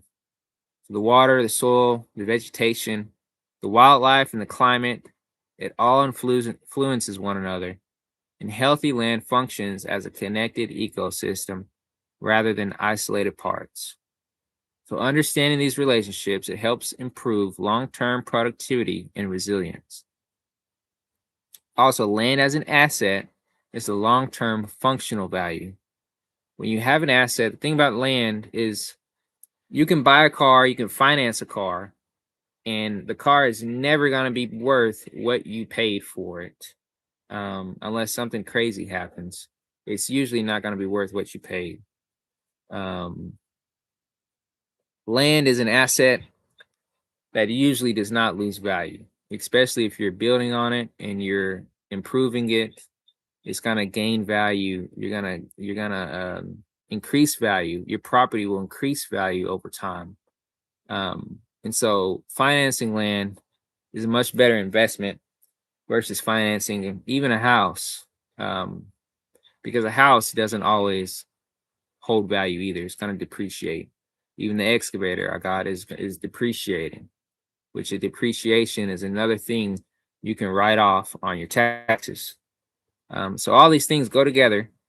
Having an LLC, having a farm, operating as a business when you own your property, thinking like a landowner. If you operate things as a business,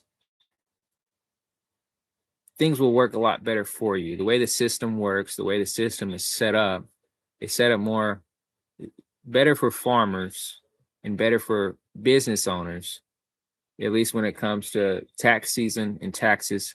And then when it comes for the land working for you, you want land that's going to be productive, land that supports life, food, and sustainability. A healthy land is support biodiversity, soil health and water retention, and agricultural production. So that's one of the biggest things with NRCS is you are not eligible for any NRCS cost share programs unless you are an agricultural producer. You have to be producing something. And that could be anything from firewood to a single tomato. You have to be considered a producer to apply and get approved for the programs. And that's pretty simple. It's really simple. You just go to FSA, which is the Farm Service Agency. It's a sister agency to the NRCS. They work hand in hand. A lot of times they're in the same office. You go to FSA, you get a farm number. They give you the farm number, and you're in as a producer. And if you have production on your property, it'll tie into what you apply for. So like if you have a garden, you're considered a producer because your garden is producing something. If you raise mushrooms, you're a producer because you're producing mushrooms. You could harvest flowers off the land and you could be considered a producer because you're harvesting those flowers. It's production. So production can look like anything. It could look like a lot of different things. It could be, like I see Regenerative Life Wayne, it could be aquaponics. You could be a producer raising fish because that's agriculture production. You could be a producer. You could be raising hydroponics, or you could be raising plants in a closet and still be considered a producer. It doesn't matter how big or how small it is. You're still a producer if you're producing something. Even if you're just cutting firewood off the land, the firewood is an agricultural product. You're considered a producer, and that's how you're eligible to sign up for NRCS programs. So knowing those different things, being strategic before you apply, knowing how the programs work, and you can look at the website, you can contact us and we can help you. I know more about Oklahoma than some of the other states. Might be a little different how they do some things. But yeah, you have to change your mindset though, from a tenant to a landowner or a landlord. You have to think of land as something that's going to produce for you. Productive land can generate food, income, resources, and future opportunities. Some of those opportunities could be an agricultural program where they might pay per acre just for you being an ag producer. And you have that opportunity by having that land. Having land has opened us up to a lot more opportunities. Some programs in Oklahoma are only for private landowners. You have to own land to be able to apply. So it's different things. Different things. I would encourage you look into USDA FSA. That's how we got our land. If you are interested in buying land, we got a farm ownership loan. And so they have different types of loans. At that time, the interest rates weren't too crazy. So they typically have lower interest rates with FSA than they do with a typical bank. And you can get it with no down payment. And so there's certain requirements, like you have to have, I think, 3 years of agricultural experience. And you have to have a farm business plan. If you're going to go through a farm loan, you have to be actual farm, which is why we got the sheep. That's why we're growing crops, why we're actually farming out here. We wanted to farm. What else?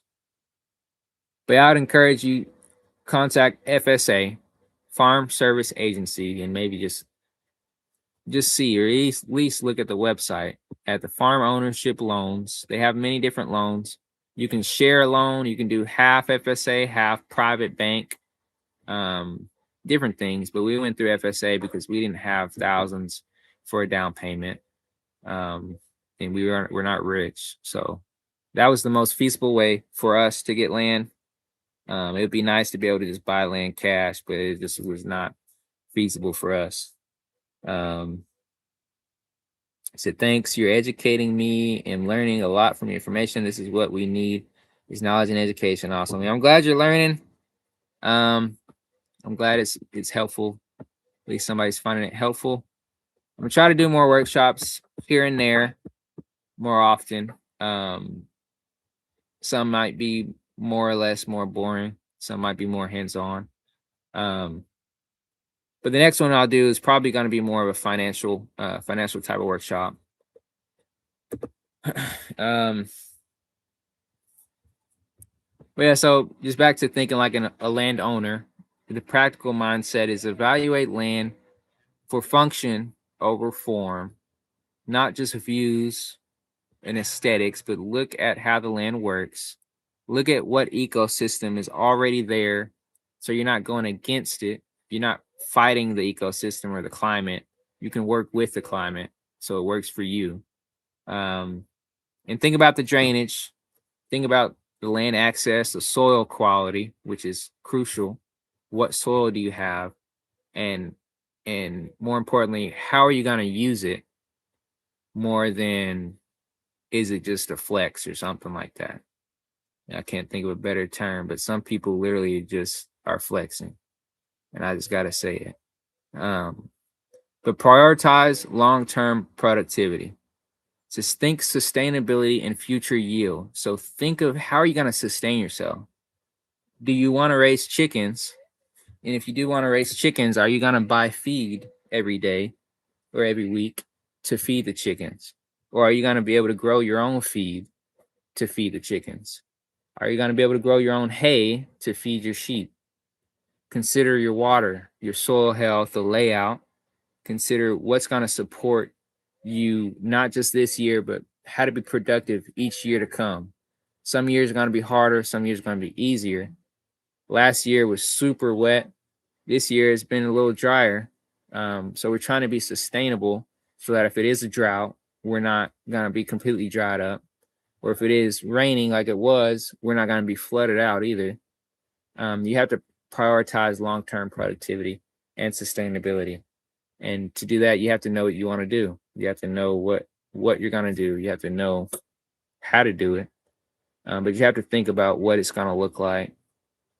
And view land as a productive system. Land isn't just something you own or a possession. It's like I said, it's a interconnected system. It's a living system. The land itself is alive. You can't really see it, but the land is alive.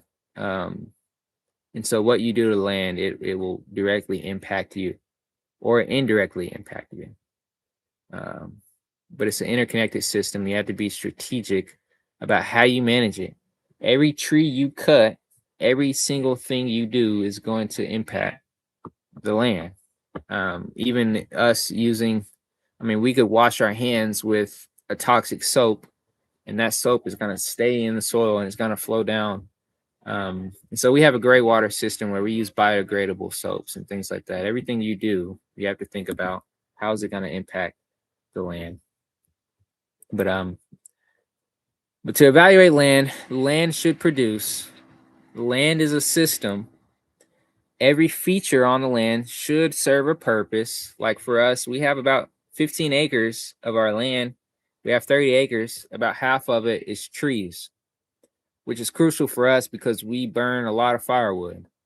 We also make cutting boards out of the wood, and I plan on making other things. I'd like to get into making bowls and cups and different stuff. But we're trying to use the land for what's already here, what resources is here, how we can use that to create products and things that's going to generate income. But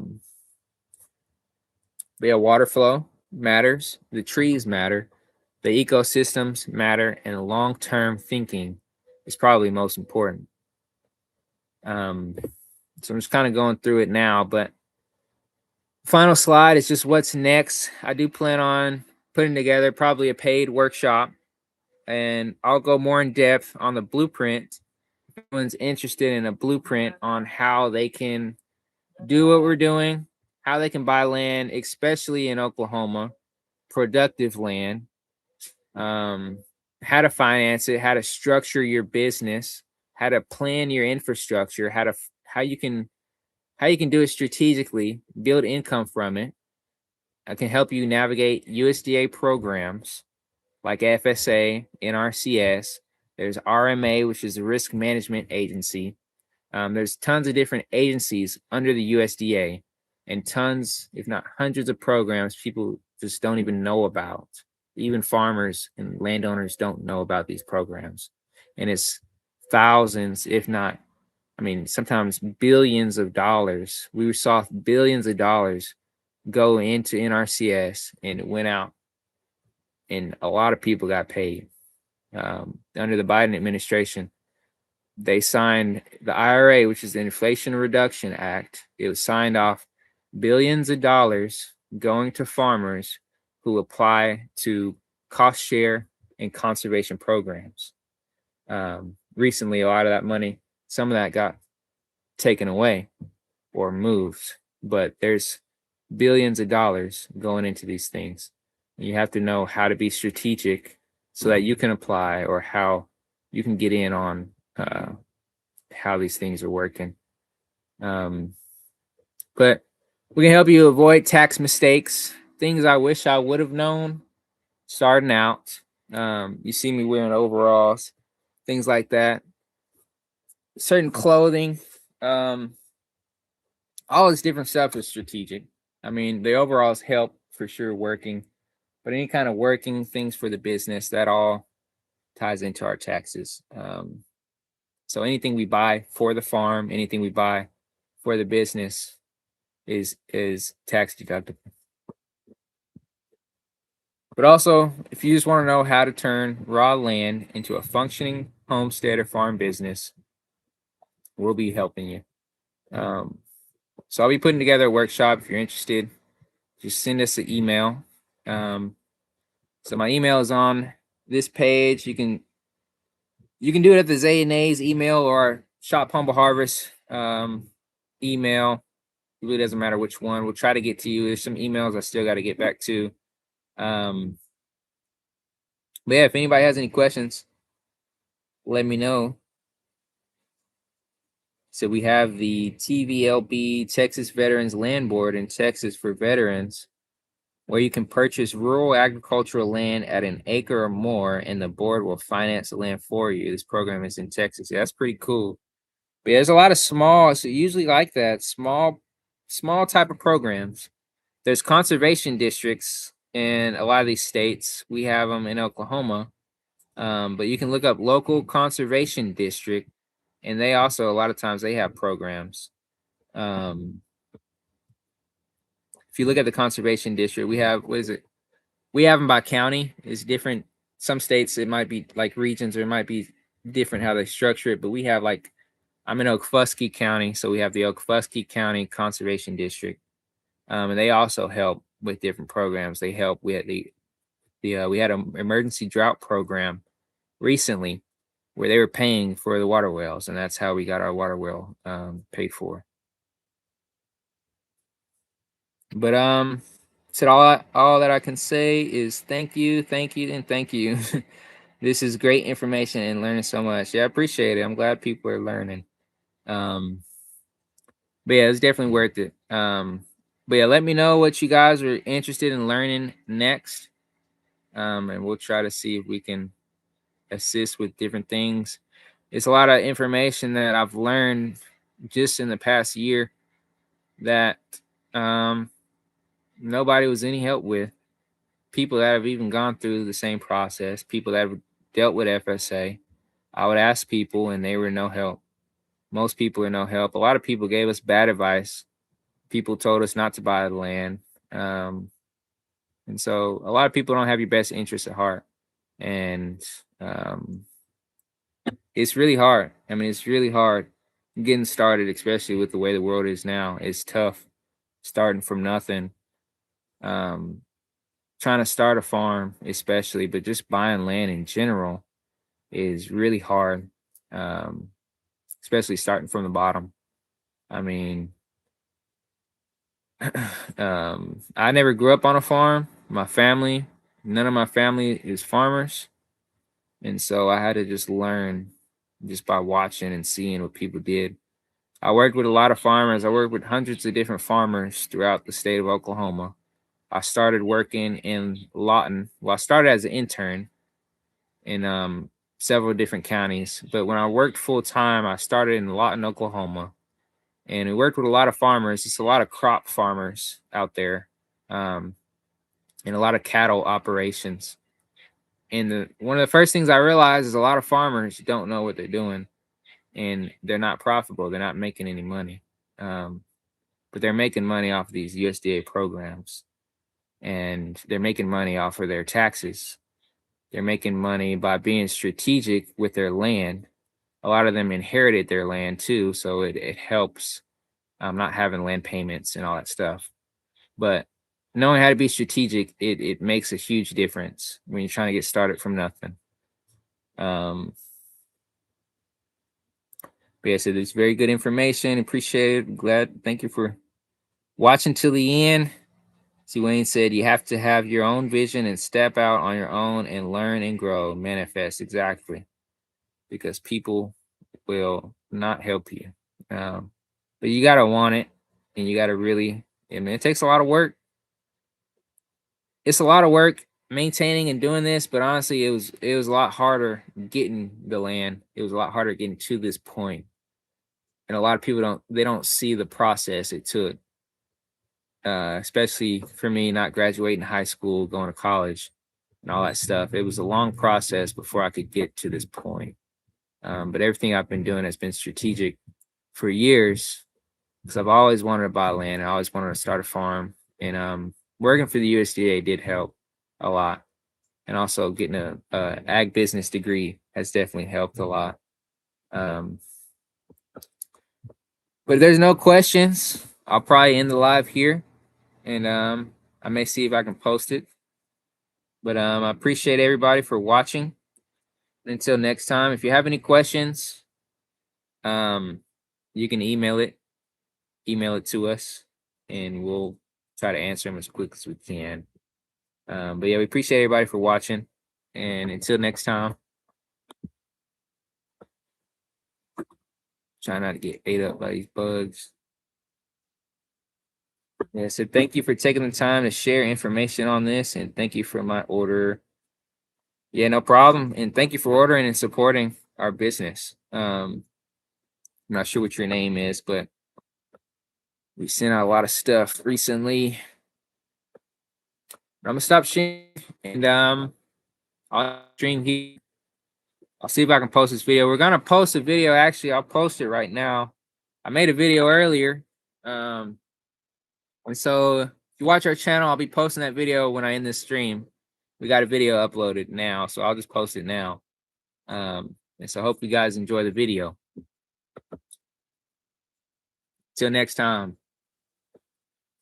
Y'all wondering where Nave's at? See up here. Okay. I don't know if y'all see her, but yeah, it's gonna get dark soon. Alright, she already locked the sleep. I'll see if I show y'all. I had the laptop locked on the charger. Let me see. Somebody was asking about the pond. Let me see if I can do this. If you're still on, vehicles over here. The laptop camera it's pretty bad. That's the pond. So we'll see tomorrow. We're supposed to be getting a thunderstorm tomorrow, which is good because that's where all the rain comes. So we'll see if it fills up. The animals have been going in it.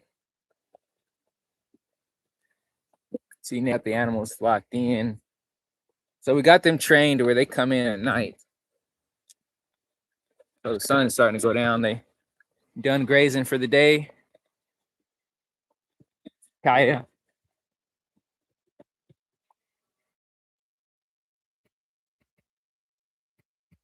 So we have them on a routine. So it works pretty well. But we want to build a barn for them. So I'm planning on building that over there. But I probably won't be building that honestly till the fall. But appreciate everybody for watching again. I see Liz received her order. Thank you all for supporting and watching the stream. Until next time.